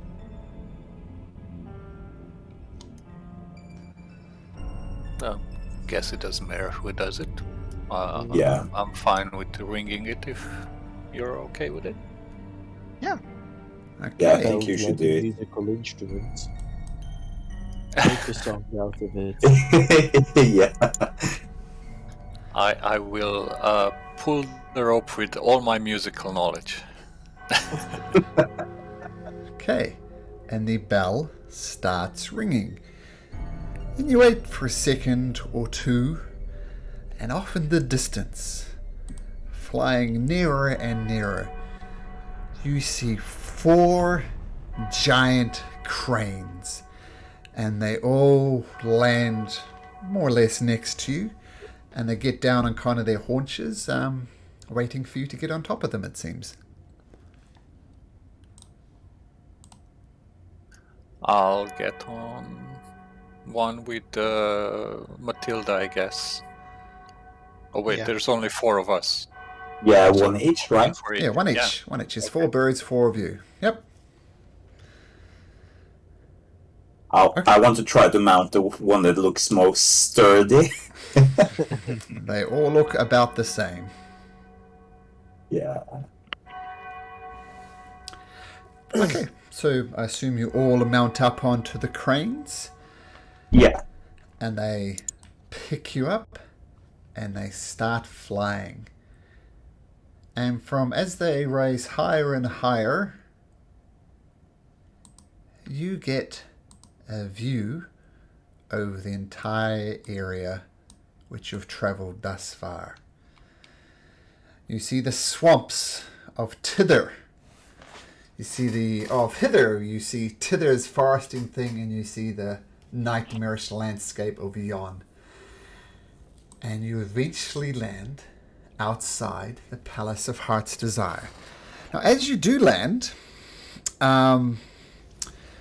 for everybody who successfully flew dragonflies at the carnival, and I assume you don't remember, but Matilda, Astraeus, and Idylix, you all successfully flew on the dragonflies in the carnival.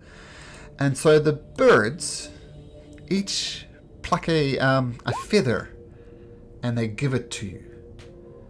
And you know that you and you only can use this feather to cast the Feather Fall spell. Just on themselves, or is it identical to the spell? Like up to 10 people or 5 people? I'm not sure. No, just you. So a feather allows a rewarded character and no other... yeah, I'll just put it here. It's like a feather token then.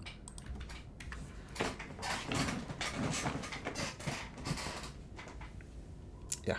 So, just you. So 5 of you are falling, and Kuhn... Kuhn wouldn't, but if Idylix used a feather, it would only lower Idylix to the ground.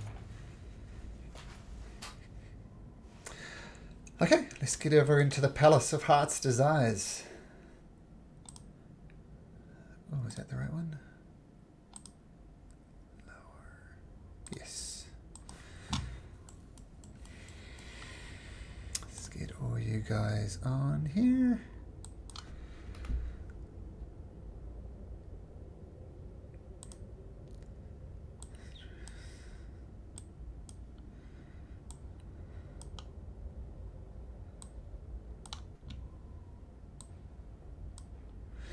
So they land you right in front of the gate to the Palace of Heart's Desires.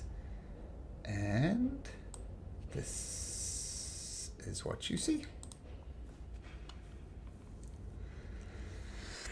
So, let me explain it to you. So the Palace of Heart's Desires. Actually, there's some art here as well. I'll show you the art.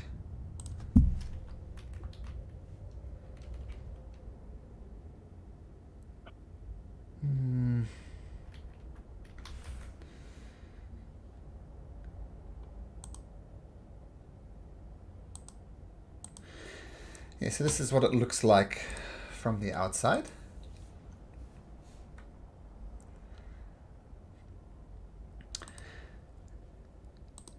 It's pretty.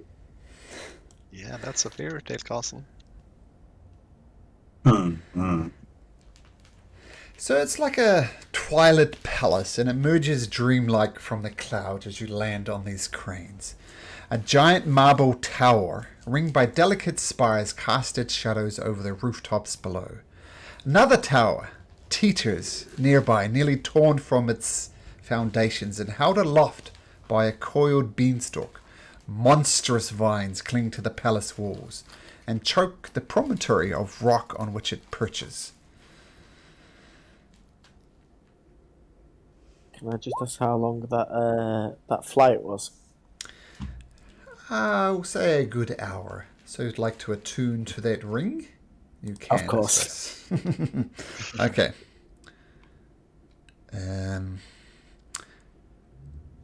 Oh, sorry. And as we land, I'll just go, Matilda, this ring is very powerful. Oh, well, good. It really fits you. I think I could do lots of things that isn't like me, though. I could burn people. Oh. Or shock people with lightning. Oh. Ooh. As you're I would having have this to give it back conversation, to you. from the canopy of the ancient forest below you, you see hundreds and hundreds of birds all of a sudden scatter in all directions.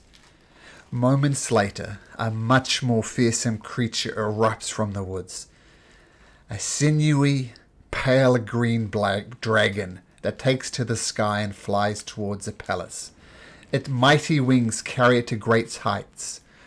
Once above the palace, it drops like a stone and vanishes from sight beneath the palace walls. This ring might be even powerful enough to kill that dragon. Oh, hopefully. Maybe it's the same dragon. I think it's the dragon that ate that owl bear's company. Yeah. By the way, Malcolm, I can only see a black surface on the map. Okay. I can see my token, but nothing else. I can Okay. see. Yeah, I'll fix it in a second. But this is what you see as this creature arrives. I don't know why the owl is here. Ignore the owl. But there's the Jabberwock. Let me Oh, make wow. sure everybody can see. That's a creepy as fuck looking thing. Is that really big or really small? It's huge. Yeah. Well, how Okay. big's that owl? Sorry, who can't see? Cool. Yeah. Kuhn, try just moving your token. Take a step to the left and a step to the right, Kuhn. Is that better? No, still black. I'll refresh the browser. Hold on. Yeah, that happens to me, and I just go left and right. It comes back. Everything looks right from my end. Night vision. No, I can still see just the token. Hmm. I'll exit the Roll20 and come back. Wait, Hold on. let me just do this first. I'm going to reset the light on the vision on your token. Is that better? Sorry, I already exited. I'll be right back. Okay.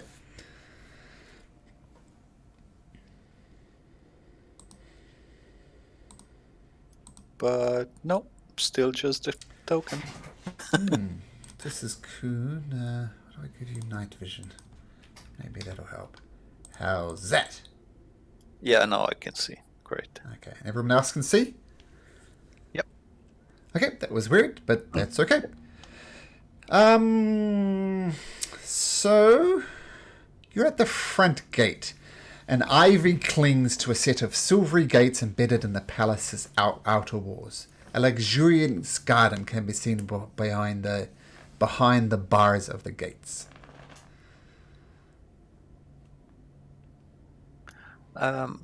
Does anybody have detect magic among their spell list?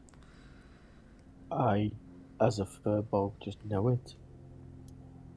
Would you mind using it here? Because if there's time bubbles around here, we don't want to step in one and get frozen in there. Okay.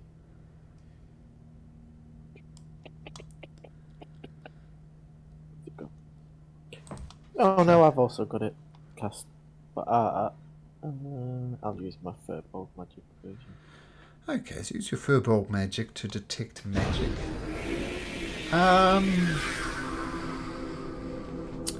Looking around the place, nothing immediately grabs your attention.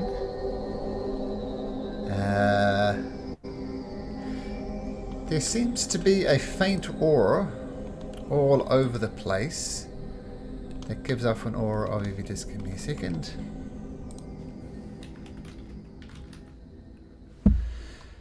So all over the palace, you can see a very faint aura of transmutation magic, kind of everywhere. I'll just go everything. Everything's magic about us. Oh. Is that dangerous? It's Is it trap? It's transmutation from what I can tell.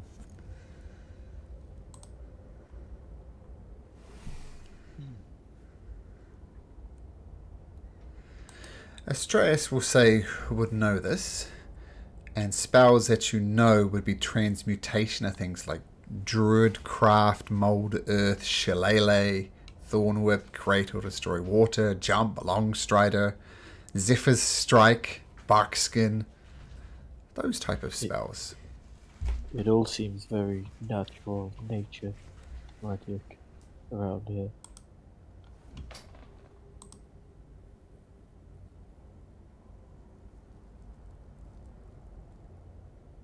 Is entangled transmutation? Just a sec. Yeah, that's my mouse. There we go. Entangle. No, it is not. No. I don't think anything would be that dangerous, to be fair. Let's find out. Hello? These people that you can see inside under this pavilion of sorts, there's 7 of them, including a talking bear, and they're all sitting around a picnic table. You notice 2 of the guests, excuse me, are motionless and silent, but the rest are just having a conversation. They're not paying much attention to you, even when you say hello.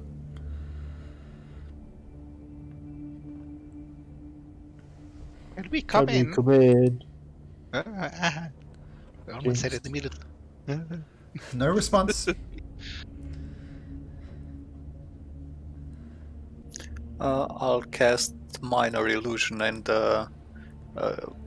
make a sign appear in front of one of those moving people. Hello, as a word in a common language. Okay, they see hello. They seem to react to it. One guy says, well, that's most mysterious. What is this hello? Do you think Zyblina is finally free to see us? This is surely a good sign. Surely we don't have to wait much longer. She'll be here any minute, I promise. That's how they react. I'll cast another one and say we're at the door. And then they turn around, the guy who is talking says, oh, hello. Are you here to see Zyblina? She seems to be a bit delayed. Yes, we are. May we come in? Wait, you don't need my permission, but absolutely, come on in. So is this portcullis open? Yeah, just walk on through if you like. Oh, actually, no, it's closed. Silvery gates. You can try and swing them open if you like. Sure, let's try that. Does anyone have Mage Hand to do it safely? I can do it. Okay. Is there any magic on the door? Does Stress detect Yes. anything? That veil aura of transmutation magic is kind of everywhere, Okay. including the gates. I'll use Mage Hand and to try to swing it open. Okay, so you reach out with your hand and the gates gently swing open. Phil's going to step in. And as you step into the gardens of the palace itself, it's nothing else if not fragrant. You can smell the scents of roses, cowslips, and hyacinths. And there's a ring of standing stones ahead of you. Glittering streams divide the garden and connect with a large pond shaded by willows. The garden is silent save for the sounds of music and voices coming from a colourful pavilion by the front gate. And you see, around this pavilion, there's lots of people there. You see a human, looks like could be some type of farmer. You see an aristocrat, an elf who was the one who was talking to you before. You see a dwarf that lacks a head. And you see a brown bear, just kind of sitting here. No one seems to pay much attention to the fact that there's a bear there. a dwarf that lacks a head? That is correct. Wow. And another one who looks like of noble birth. And you notice that she's not saying anything, but much like Idyllic, she has this quill, and the quill is actually attached to her hand. But you see, it's scrawling words down, and every so often the other members of the of this little party look at it and read it, and there's just piles of parchment all around them.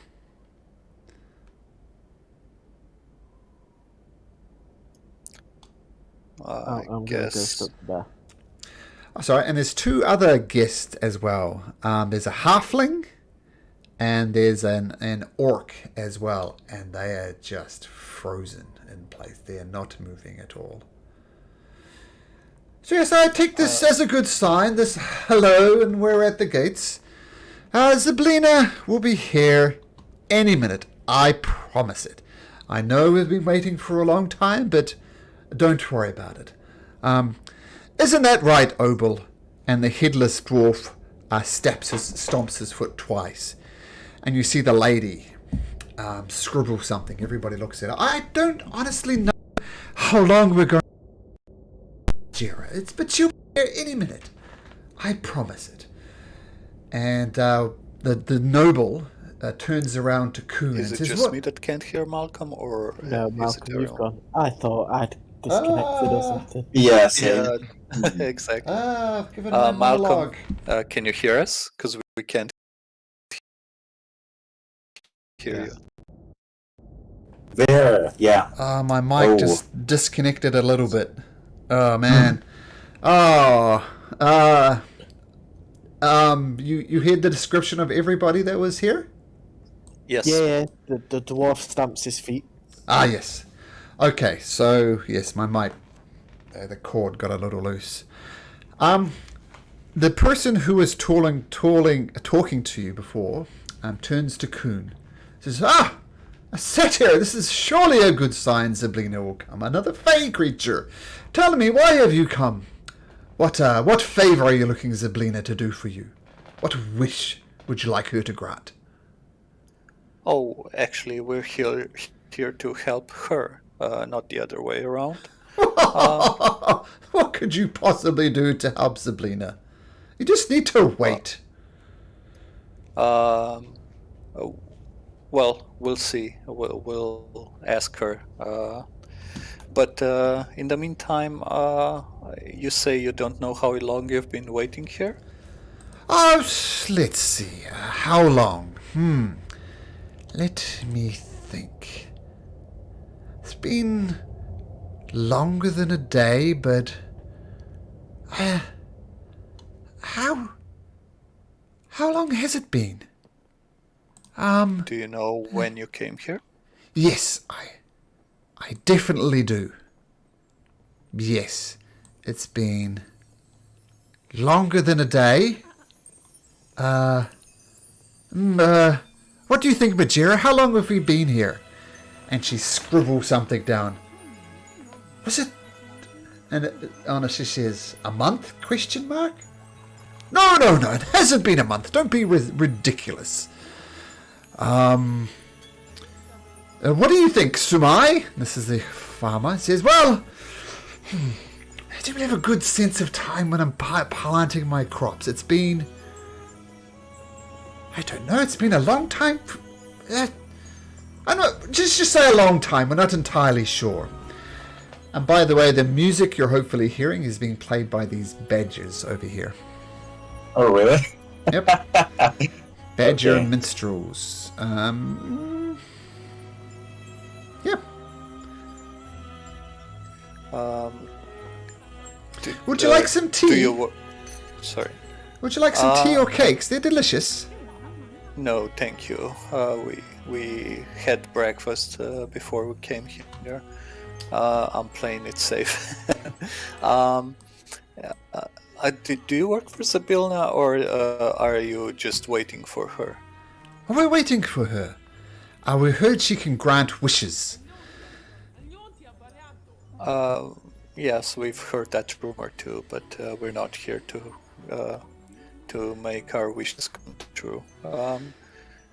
Perhaps we can help you get your wish instead.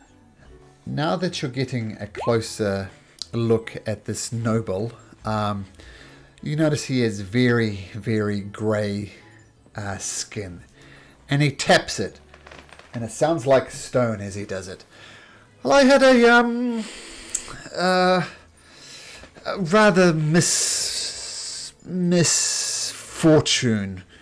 And I've been turned into this living statue. Now, while it's great, I find myself moving at incredibly slow speeds. And I'm sure when Zyblina arrives, wherever that is, that she will remove this curse from me and I'll be able to move freely without hindrance again. Matilda, you stuff your face with cookies. They are delicious. Really good cookies. Oh, it's really good. So this is a curse that has befallen you. This Curse? stone skin. I guess. Yes, it is a curse, but as I said, Zyblina will be here any minute and grant me my wish to remove myself of this curse. My friend Astreus might be able to help with that. Let me ask him if he's able to. Astreus, do you have a minute? Yeah. Could you come over here? Okay, bye, bear.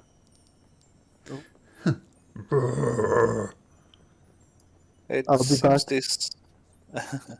Oh, It see seems you this later. gentleman is under the effect of a curse that turned his skin to stone. It turned his skin to stone, and he's very slow. Can you remove the curse from him like you did from Hurley? Oh. That wasn't me, that was Idolux. Oh, that was Idolux. Sorry, Oh, I'm sorry. I Idolux, can you come here for a minute? I'm just gonna waddle over to Kuhn. the Headless Dwarf hears what you're saying and points to where his head isn't. And it's beckoning. And Bodger, the brown bear, says, "Oh, if you can remove curse, then remove my curse as well." And the lady writing the notes, she says, writes in very, very dark letters, hold up a sign, remove my curse on a little tablet. And the farmer-looking guy,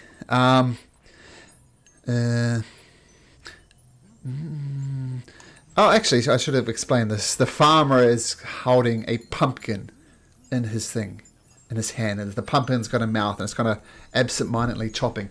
Well, if you can remove curses, then can you sort out my carnivorous pumpkin, please? It keeps on eating my crops and livestock. I don't want the pumpkin harmed. It's a prize pumpkin. So can you remove a curse on that as well? Please? And they all just start crowding around you, Idolix. Yes. We'd like that. And my beer. And if you could remove this. And curses, please. Idlis is gonna scratch his head. I can only... He's gonna pick up his book and, write down that he can only remove 3 more curses today. And Majira writes frantically on a peg. Look, we're under the same thing. We're kindred spirits. Remove my curse. Oh, no. I'm a noble. I should go first. Come on, stop it. My pumpkins is eating my livestock. This is my livelihood. And the bear goes, well, I like being a bear. I'd much rather like to go back to where I was. Please, pick me. And they're all just shouting at you, Idolix. Now, we don't know if he will be able to remove these curses, but we could try on one person first. Yeah. I guess whoever's Bear? in the most danger or something. Yes. What about... You used to be Mr. Bear. I don't want to be a bear. I mean, I was cursed by a river spirit who resented him eating his fish. Turned me into bear. But please, What were you before? I was a human. Okay. I think the bear and the dwarf definitely need it. Yes, the bear. Come on, crystally dragon, remove me. I don't want to be a bear anymore. I'm gonna go up to the little dwarf that's still missing a head, and I'm gonna place my hand at his shoulder and ask Sylvanus to try to remove his curse, as he did with Hurley. Okay, so you cast the spell on the Headless Dwarf as it points to where its head isn't, and the light surrounds this creature, and it still has no head. Huh. Huh. Turns out you can't grant wishes. Pathetic. And they all stop crowding around you and go back to what they were doing before. Okay. It's a shame. I thought you said you could grant wishes.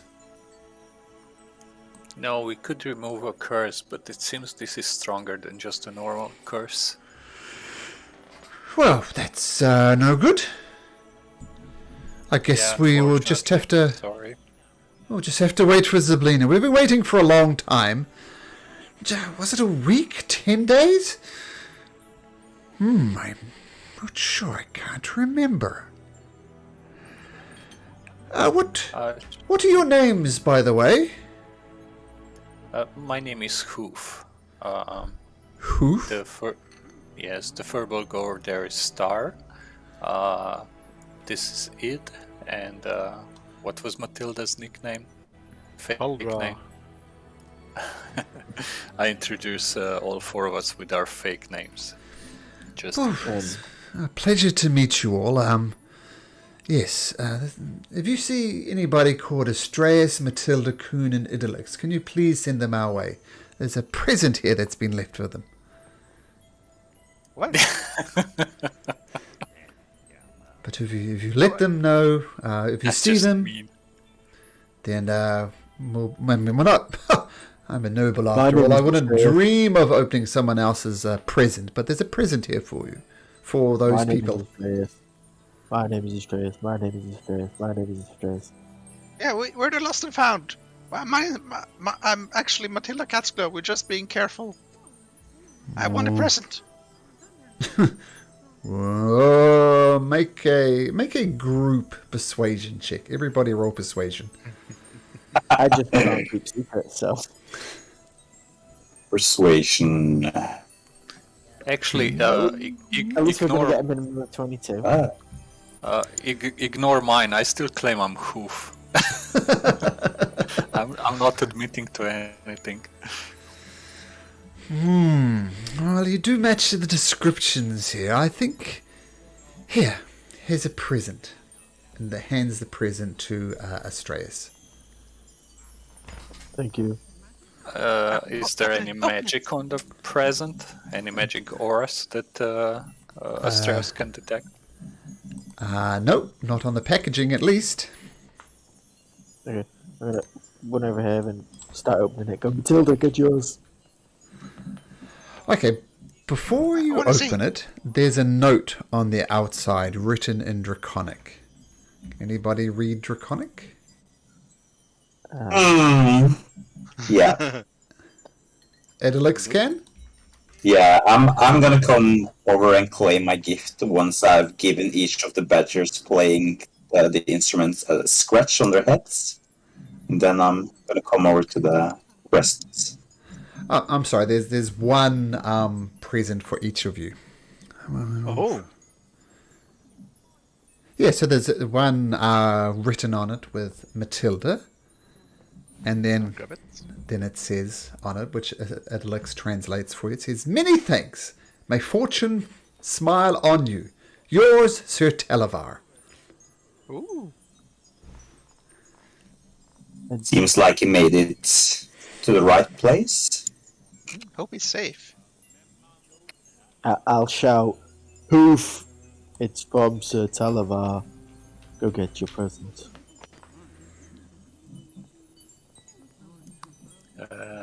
You open it first. Okay. I'll open mine. Okay. TPK.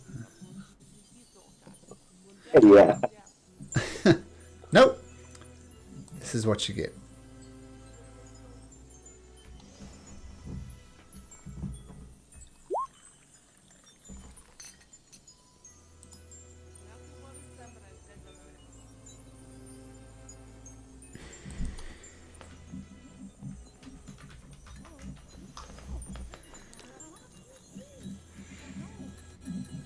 So you all can have one of those. Okay. Ooh, okay. I guess Oh, we've after all got the Kuhn, same one. Yep, you all have a chime of opening. after Nothing can be Kuhn lost. sees that nothing exploded, he'll take his as well. Wow. Oh, no, I apologize. Take it all back. You just get one. One total. Oh, that's cool. Mm. One total. So not 4, just 1. I guess it would be a bit overkill with 4 40 openings, yeah. charges. Yeah.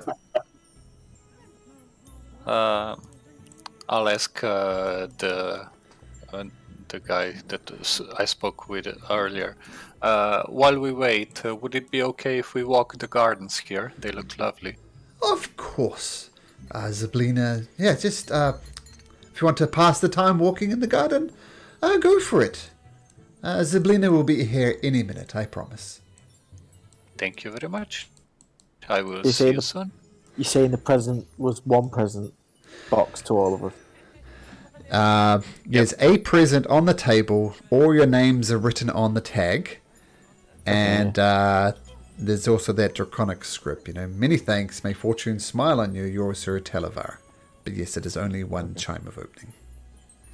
Want me to grab the chime? I can use it while sneaking around. Oh, Sure. yeah. Yes, it would be better for you. I want to ask one of the guys at the tent if they know where Sablina is. Is she at this castle? Oh, she's in the palace, of course. This is her palace. This is Zablina's palace, the palace of heart's desires. We've come here seeking our heart's desires, and she'll be here any minute now. But yes, If feel you free say to wander so. the... Oh, I have no reason to think otherwise, but yes, feel free to wander the gardens. Enjoy yourself. I'm gonna start Matilda, picking flowers. Okay? Matilda, can you come here for a minute? Okay.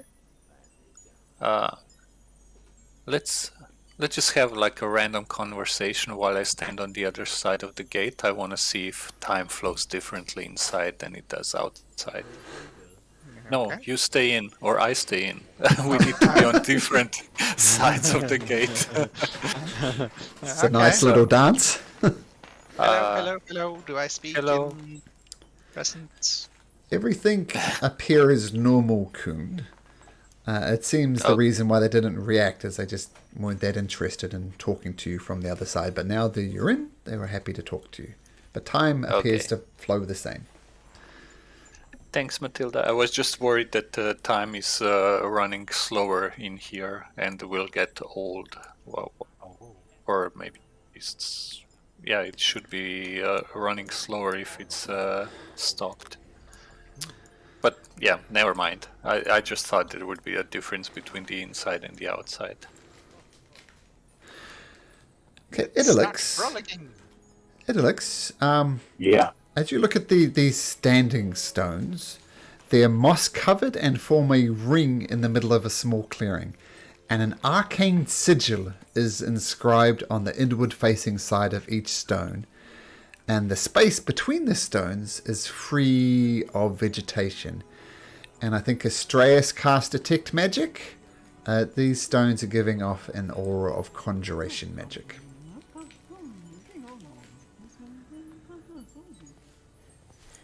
You see something it looks?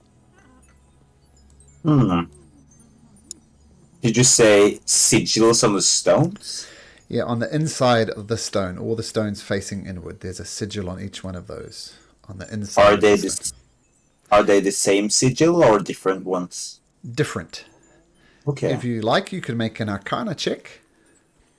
I think I will have to ask Matilda, because she seems like the more arcane expert of us. I'll assist. I probably should I'll assist do- you, or Yeah, yeah. you just do Yeah, everything. I'll do Actually, that. no, I'm gonna guide you. That's what I'm gonna do. Okay. Okay, an Arcana check. At advantage. Okay. With a D4. Oh, 17. Now, 17 is good enough. So you examine the sigils on the stones, and you can determine that they combine into a sequence that allows the Ring of Standing Stones to function as a teleportation circle. And you know also, I think with a 21, Matilda, that if you copy, that you can learn the sequence of these stones, and you could teleport to this place from another teleportation circle. So once you know the sequence of a teleportation circle, you can kind of bounce between teleportation circles. Do you take a note of the sigils, Matilda? Yes, I do. Okay. I'll use let's see, I have some parchment. Yeah, I do. I'll use a sheet of parchment to do that. Is this in any way similar to the mushroom groves? Yeah, I was wondering the same thing. The Mushroom Grove did not have arcane symbols on it, so hard to say. So this is very specifically a teleportation circle, and you could bounce to this from a different teleportation circle, is the conclusion that Matilda comes to.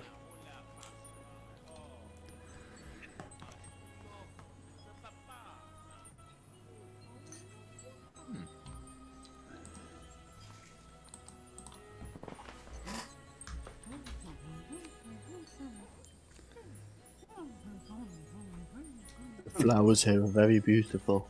Yeah, it is a very beautiful garden, that is true.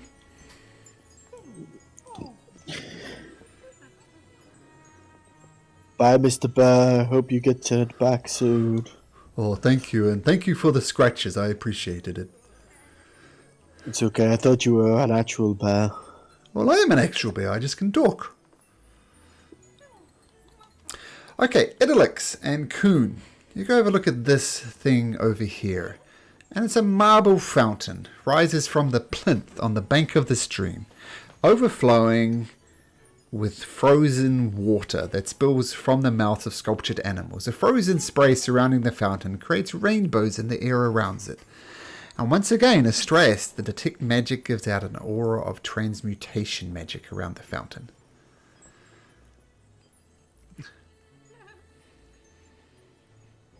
Yeah, so the fountain is frozen, like the spray coming out is hovering in space.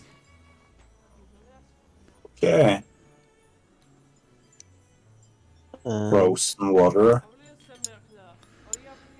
You want some water, sorry? It's like a frozen solid. It's not moving, and it looks kind of icy. So yes. Yeah. Okay. Can I try do some stuff with shape water? Sure. Shape water. Okay. What do you shape it into? If it's frozen, I'm going to shape it to look like us four. Okay. That Easy little enough to do. frozen statues of us four. How long does that last? It just happens, and it's for an hour, I think. Simple. You can. Yeah, for an hour. So that'll be it. For an hour, that'll be us. Okay. And the water, as you do that, it's like you're usually used to expending more effort on shape water, but this water seems to take the forms very easily. Your shape water, easier than you would have thought. They almost want to change into those shapes. It doesn't seem frozen. It seems liquid. Even though it looks Malleable frozen. would be the description you would use. It's very malleable. Takes to shape water particularly easily. What he said. I wonder what the point of this thing is. It's just to be pretty or something? When Matilda drank from the fountain, did it do anything to her? Oh, sorry, I didn't see your chat. Sorry, there. she drank from the stream, not from the fountain. Yeah. Because she's not at the fountain. From the stream. Let's have a look. I turned to stone. Remove curse again. It's cool and it's clear and it's refreshing. Other than that, you don't notice any effect. I think we should just go in and see if we can find Zyblina. Yeah. Yeah. I see some stairs down here. I'm gonna point in this direction. There's some stairs to the north as well, and a bridge. They go I up. do see something interesting over here, though. Ooh. I guess we still have to explore a bit more, maybe? What do we want to see first? I'm just gonna run and try to jump across the river. Say, Yep, easy enough to do. If your strength is at least 10, you can make the jump easily. I guess we all can do it. My strength is 7, but I have plus 1d8 on long jumps. I'll roll a d8 then, see if you can get over 10. Oh, just make it. Just make it. I'll just walk through the water. Easy enough to Till do. Cool. to the water. Ow! Ow! You do notice a gleaming great axe is in a withered tree stump near a bend in the stream. Astreas, can you come check out this axe? Is it magical? Wants me to cast detect magic again. Well, I'm assuming your detect magic is still up and the axe is magical. Oh. Yes, like most things, here, or like pretty much everything here, it's magical. But this is giving off a stronger aura. I'll say evocation magic. It feels like evocation. So if you pull it out, boom. That's my be, guess. Do Let's we pull know it the out. Spell it out. Kun immediately moves behind the tree over here. You can do it. Try moving it with the mage hand, not with your hand. I don't have mage hand. Matilda does, I think. Oh yeah. Yeah, I'll do a mage hand. Okay, you cast a mage hand And, and as Astraeus and Idylix flee, and you see the ghostly hand come up, but it's far too wedged or heavy for the mage hand. Too heavy. I'm gonna look at the others and sigh and just try to pull it out. I'll assist. Okay, so make a general strength check, Idylix, at advantage. Ooh, advantage as well. With Astraeus helping. Oh, it's a real strain, and you feel if Astraeus wasn't helping, you wouldn't get it out. But it pops out, and you have a very fine axe in your hand. I'm gonna give it to Astraeus, just so he can look at it. It's an axe. I don't like carrying a bladed weapon, no. I don't want this. Well, I'm not really a big fan of chopping down trees as well, but Well, I guess I'll put it in the bag of holding. yeah. Do we know what kind of powers the axe have? Is it powerful? Matilda has a closer look at it, And to roll sufficiently high on Arcana. And you have now got a woodcutter's axe. Can even any one of us use Great Axe? I'm using a shield. Do you have martial weapon proficiency? I can't use it. Simple weapons. I only have simple weapons as well, with a few exceptions. I guess we can find some lumberjack who has lost his axe or something. Hmm. Or maybe just leave it in the tree stump for the next person. No, we take it with us. Okay. Maybe we should trade it with this tree stump. We might meet some evil plant or something and we can threaten them with it. Yeah. In my inventory, I have a wand with a spider on the end. And I'm gonna place that in the crack where the axe was, just in case anything. Well, it's considered a trade, so yeah, I'm gonna place that there. Okay, got it. What was it called again? The law of reciprocation or something? Oh, the reciprocation. Yeah. I'm gonna try to honor that one. Okay. And Kuhn, you notice over here, you can't help, now that you're close to it, there's a very fragrant rose garden. Bordered by a bronze fence. Would be easy enough to get over the bronze fence. And the roses come in a variety of colours, with a few white and black specimens among them. And glistening spider webs cover the rose bushes. And you notice Kuhn again, then right in the centre of this rose bush is a petrified satyr that once again looks remarkably like you. We all come from the same family tree. I was about to say that's just racist, Malcolm. So this statue you see in the middle is a statue of a satyr. Matilda, you still have your mage hand up, right? Yeah. Can you try to tear up some of the spider webs, see if any spiders come out? That's pretty rude to the spiders. It's their home. Oh, maybe just shake a tree then. Okay, I'll lightly shake one of the bushes or the trees.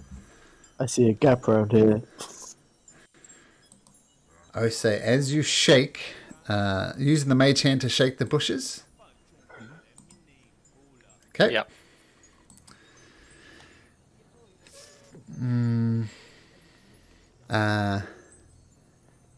Three huge spider-like creatures appear from the bushes. I'm terribly sorry. They kind of look like spiders. This is what they look like. Not really spider-like at all now that I think about it. And they all kind of raise on top and go assuming a threatening posture. Sorry. I'm gonna use my universal speech feature.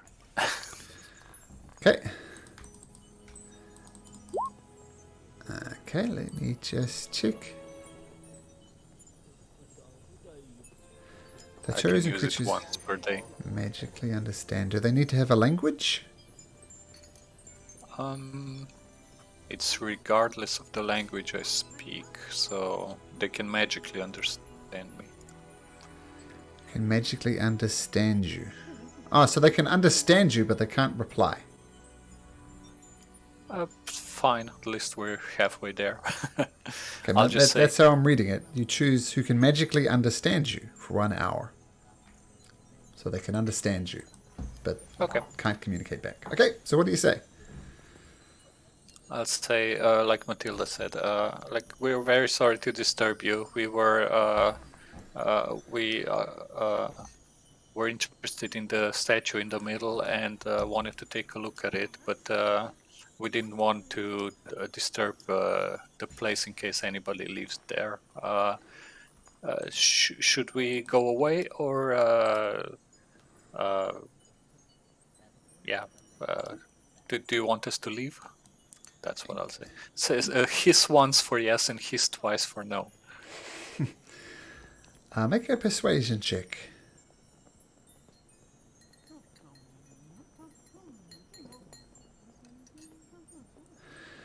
They don't hiss back, but they just slink back into the trees. Okay, I guess we're leaving the statue alone. Thanks, Matilda. You helped save us from a fight. I think you did that, but okay. Well, if we entered there, they probably attack us, but cool. Mage Hand is really useful. Yeah. Okay, let's explore the next thing, I guess. I'll just say we there's a couple of other things you noticed among the roses. There are some really odd roses in there. You see a black rose that's kind of dripping some type of black liquid off it.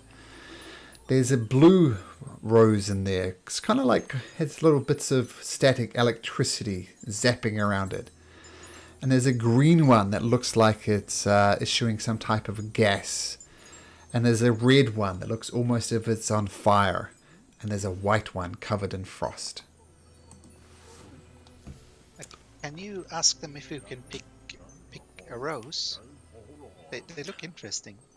Sure, I mean, I can speak to them for the next hour. I'll just yell over the fence. We can see some interesting roses in the garden. Would you mind if we pick some? His once for yes and his twice for no. We won't enter the fence and disturb the webs. Oh yeah, they don't want us to pick the roses. We need to. Oh no, that whatever one that said, I can't remember which is. But once for yes, one for yes, two for no. Okay. They said we're free to pick the roses if we want to. Yeah, I'll use Mage Hand to. Yeah. Let's see. They had elemental attributes. I'll pick the black rose first. That seems the most interesting to Matilda. Okay. And Carefully, with Mage Hand. okay. You take the black rose and you pluck it with the mage hand, and it's black. And it says it looks like it's almost dripping something. Go over to Estrace. Is this magic? It is magic. Yes. I'm not sure what type of magic. Here. Necromancy. No, not necromancy. Looks like some type of protection magic. Let's put it that way. Abjuration. There we go. Abjuration.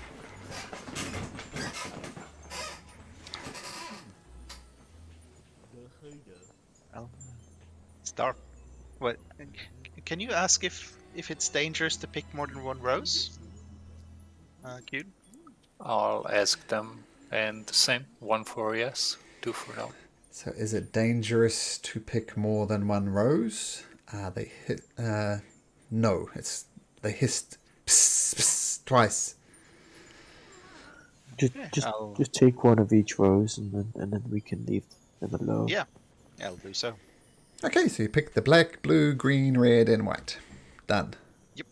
And I'll try to find out if what kind of magical attributes they might have. Okay. I'll ask Strays to assist me and it looks to guide me. Yeah. Okay.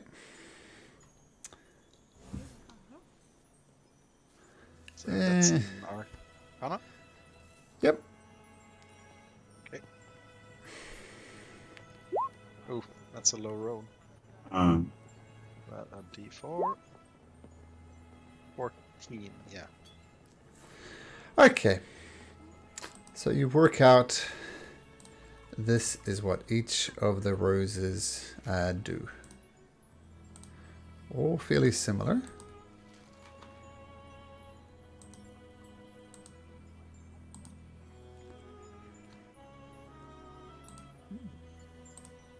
Oh, May as well just pick the garden clean of these.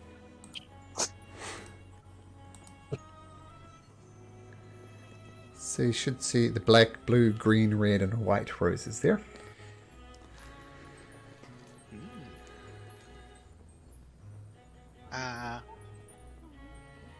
I'll inform the others that they have elemental attributes of protection from the element associated with its color, and can also be used to attack. Kind of like Idlux's dragon breath. So, is there anyone you want? I mean, what if you pick one for each of one of us? Oh, I get to pick. No, I mean, if you give one white rose to each one of us, one blue rose to each one of us. Oh, is So there? so we all have like a set of all the roses. Was there more than one of each of these? Yes, Or plenty. just one of them. Plenty. Oh, in that case, I'll pick one for each of us of all the As colors. you pick the sixth one, the vine withers and dies, and all the roses die along with it. Oh, the ones we Too greedy. Yeah, as the soon ones as we you go, picked. you have the 5 that you pick, they're fine. But when you go for the 6th rose, the vine withers and dies, along with the roses. Okay. Okay. Oh, what have you done? That was a beautiful garden. I'm sorry. It'll grow back, probably. There's still some Yeah, more you like should. mundane roses in there. There's still a rose garden. They're just called these special roses, the chromatic roses. But all the other roses remain. Hmm.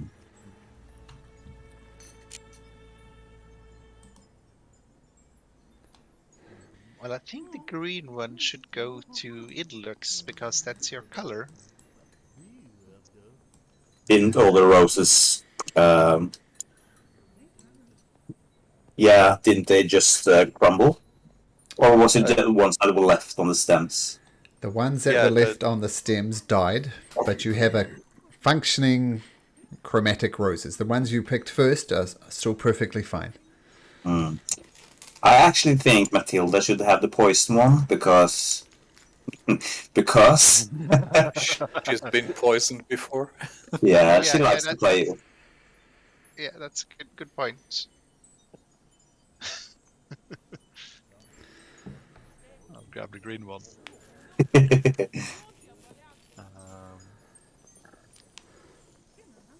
The blue one for strays, perhaps?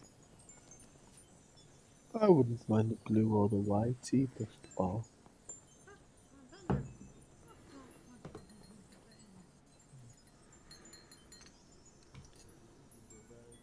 Was there a yellow or a red one? There's the red one, yes. That'll be complementary to your scales. Yeah, I think I've always been fond of fire in a safe way. So yeah,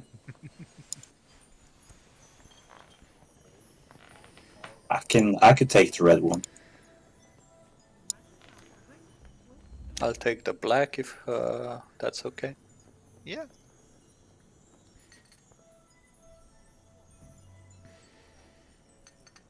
so what's left? Blue. Or and white. White.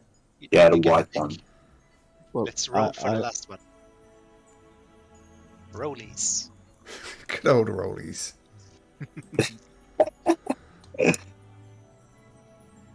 I will take the blue then, and I guess the white one's left for rollies. Yeah.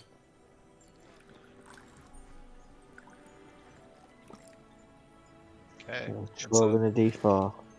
a D20 and the highest gets it. A d20. Not me. Wow. Oh yeah. Yeah, it was destined. It was written in the stars. Okay, I will take them both. Thank you.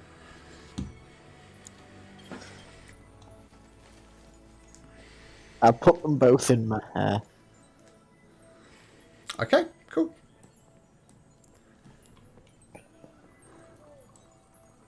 Matilda's gonna stuff one in her dress so it kind of peeks up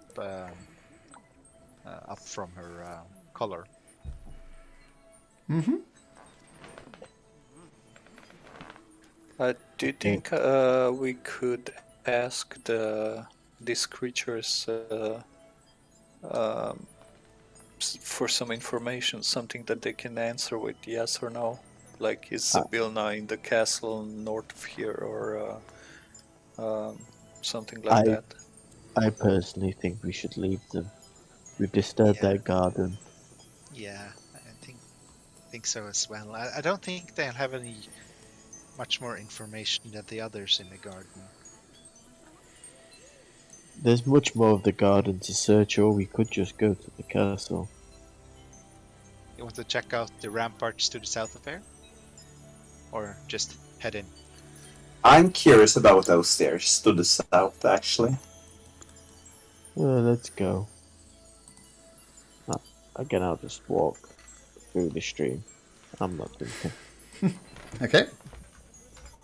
I'll climb on top of Idlux over the street.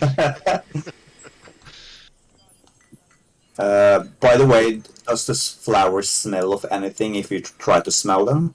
It says that when you hold them, it's just a harmless sensory effect. No visual effects. So I guess I wouldn't burn my face off if I tried to smell it. I mean, no, you don't. It just gives off a normal rose type smell.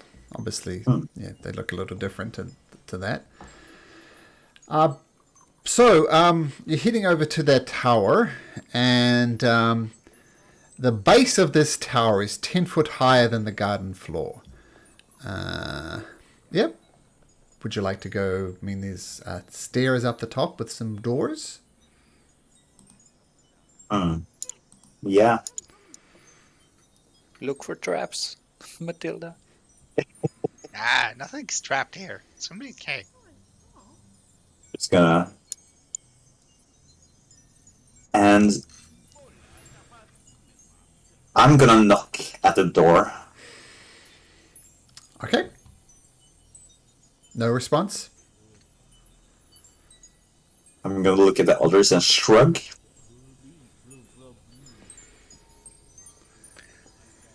Try if it's open. Are you opening it, Idylix? Yeah, I'm just gonna slowly try to open it up. Boop.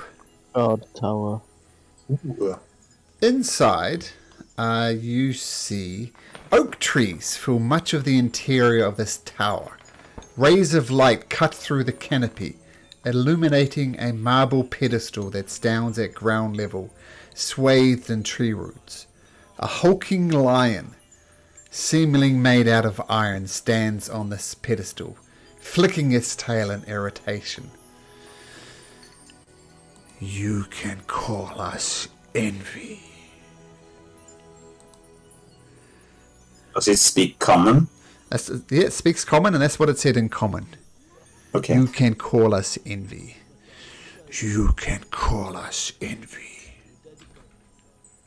Yeah, I'm gonna beckon the others to come and speak with this creature. Oh. Yeah. I'm gonna wave at Envy. What did he say? Yeah, I'm gonna write it down in my book and show it to Q. Hello, Envy. How are you? You show us respect. Sir Envy, it is my utmost pleasure to meet you. May we speak with you, please? You, and you alone may speak to us. We have come here to search for Zabilna. Would you happen to know where we could find her?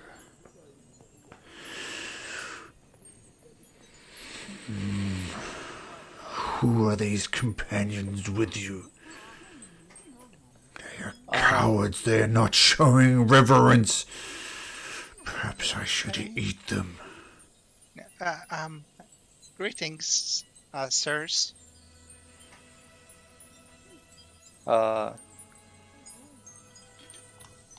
The goblin that has the honor of your of making your acquaintance is called. I'm Matilda. No, I wanted to give him the fake name. Too late. Matilda. Show me reverence. Show us reverence, Matilda. Okay. Just gonna get down Japanese style and bow. Is this a cultural reverence to your liking, oh greatness? Envy approves. What about you? Crystalline dragon. Show me reverence.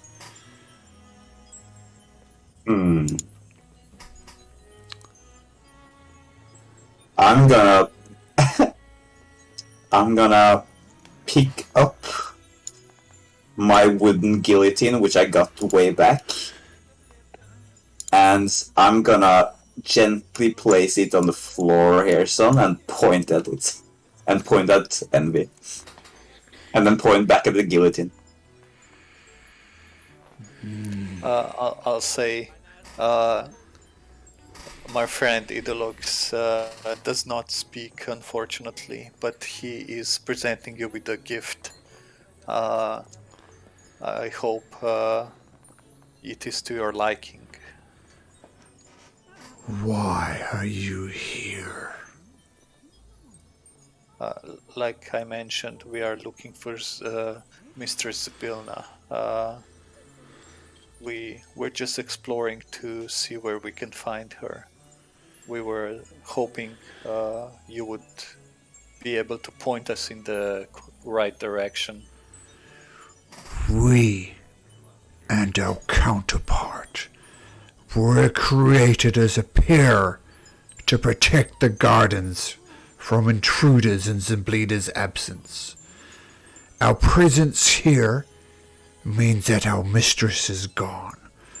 Where? We do not know. The palace receives visitors in Zablina's absence. Guests are to remain in the garden pavilion until Zablina deigns to grant them an audience. 'Tis not our responsibility to protect visitors. Nor would we ask for your protection. I'm sure you're busy enough. What if we knew that Zabilna is in danger and we're here to rescue her? Would you be able to assist us if we could locate her? Us and Wrath are here to protect from these locations. Any intruders that enter the garden, us and our counterpart will destroy them. We will not enter the palace. We are here to protect the gates.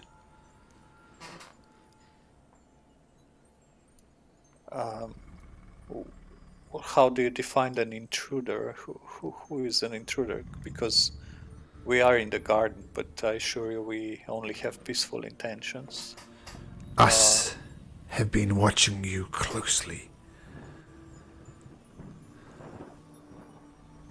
And what is your judgment of us?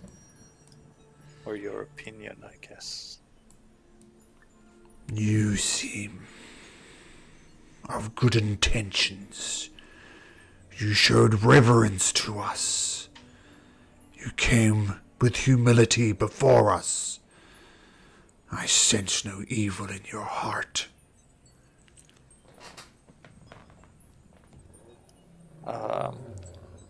Your companion Roth that you mentioned.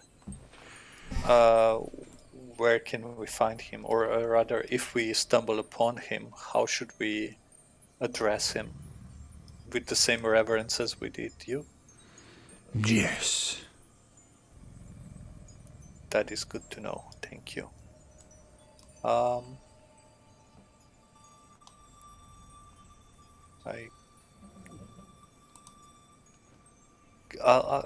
May I just ask my companions if they have any questions, or should we just leave, close the door behind us?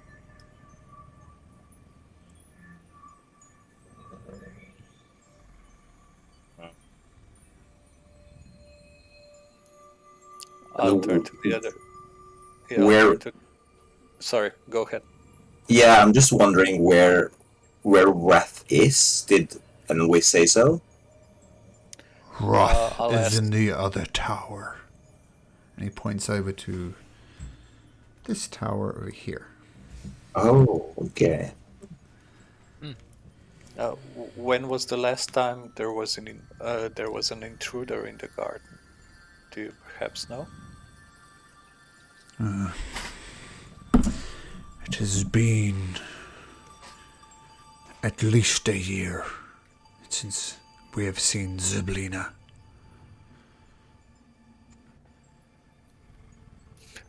Do you know of any items she's wearing? One of my companions can cast Locate Object, and we could try and see if she's within the castle, within this castle's area, or somewhere else. Something that she would always wear and not part with. I can actually try to locate Sabrina herself if she's within 1,000 feet. Oh, cool. Do you wish to try to do that? I get, yeah, I guess so, because it gives an indication that she might be close enough, or something. Yeah, I'm gonna cast it and try and name Sabrina by name. Okay. So you cast... I'll explain to Envy that my companion will cast a spell to locate Zyblina, and we will tell him if she's within 1,000 feet of this location. Okay. Just so he doesn't panic. Okay, give me just 1 second.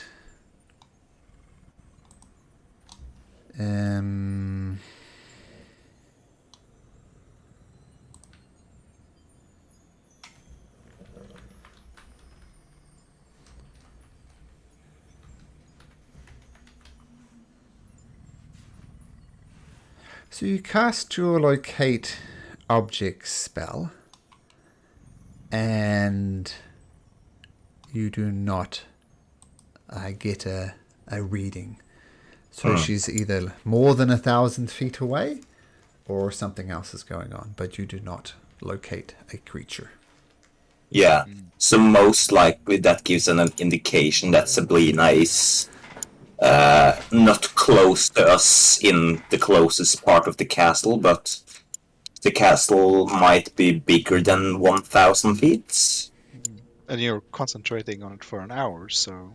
Yeah, so if we were to walk around in the castle, we could probably search, be more certain that she's not in the castle at all.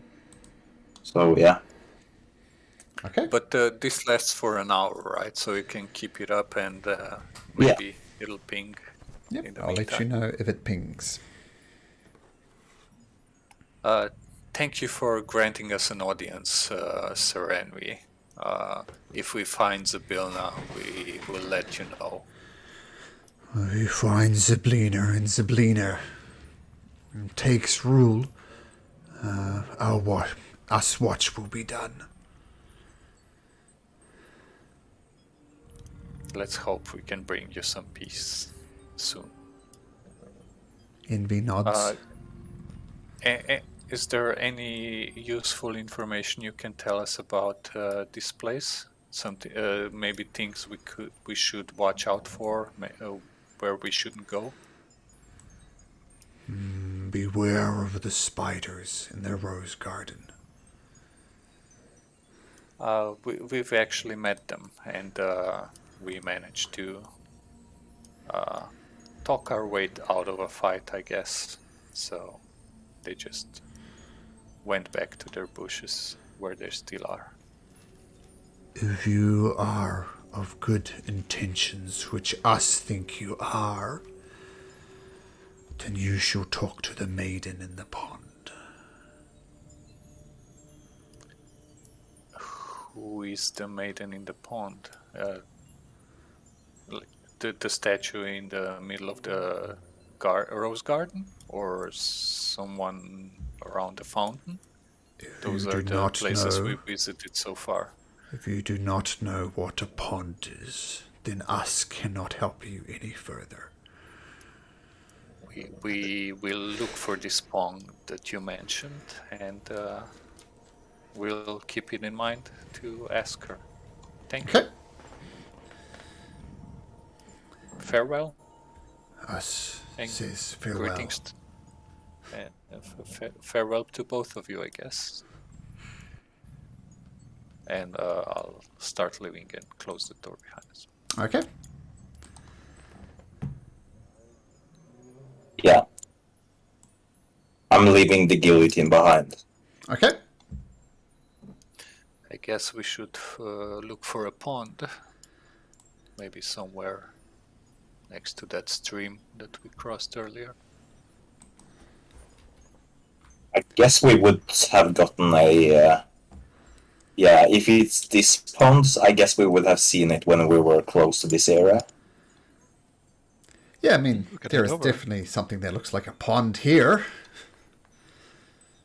Might not be the same one, but might be. So as you There's also approach something to the east. pond over here, notice willow trees encircle the sheltered pond. Lily pads dot the mirror-like surface of the water, and hungry dragonflies dart about, feeding on motionless fireflies that form an unmoving cloud above the still water. Uh-oh.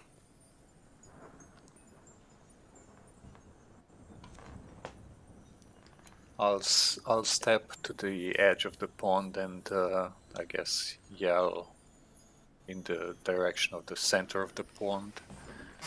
Hello, lady of the pond. May we ask for your audience? Nothing happens.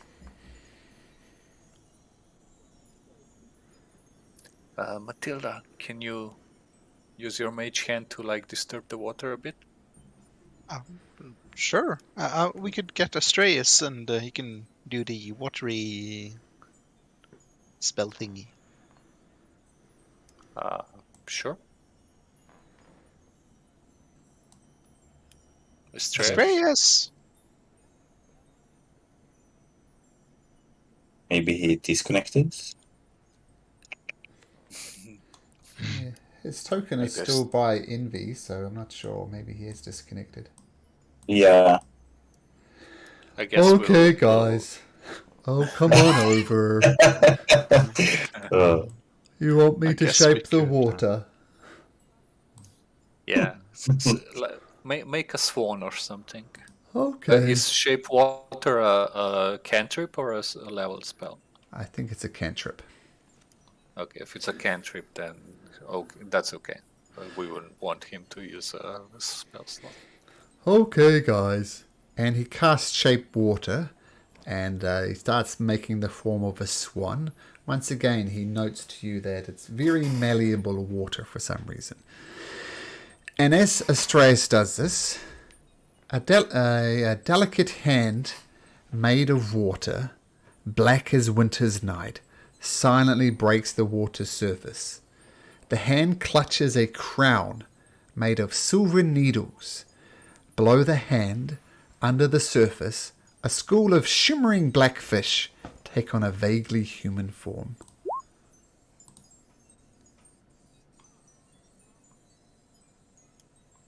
Hello?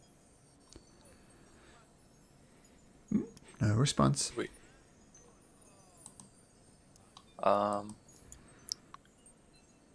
I will take out my pan flute and start playing like a cheery song.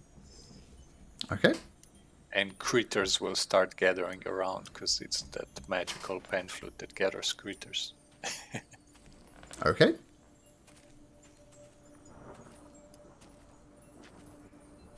Yep, nothing. Nothing Okay. happens, no? Is there like a pebble on the that we can pick up, or Yep. maybe like a small branch? Mm-hmm. I'll pick one up and I don't want to toss it.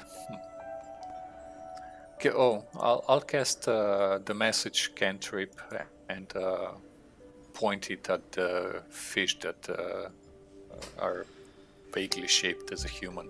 See if I get any response. No response. Hello, lady. Okay, nothing. Sorry. Then I'll throw the pebble into the pond. Actually, you throw the pebble into the pond and a splash comes up, but the splash is very, very slow. And then it just acts like a normal splash, just a lot slower.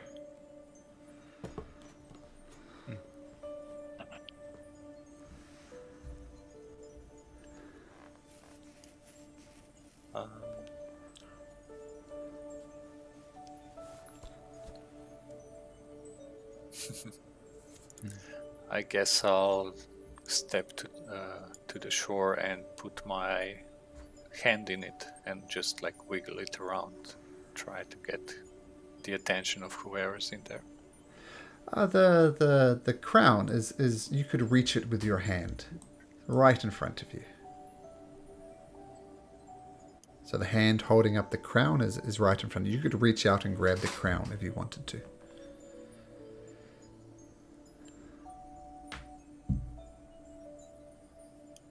Matilda, do you want to get the crown with your mage hand? Yeah, I suppose. Like everything. Just carefully try to grab the crown. Okay, so you cast Mage Hand. Your silvery hand comes out, grabs the crown, and this odd creature just disappears into the lake, and you're left holding the crown in your Mage Hand. Now, bring it over. Mm-hmm.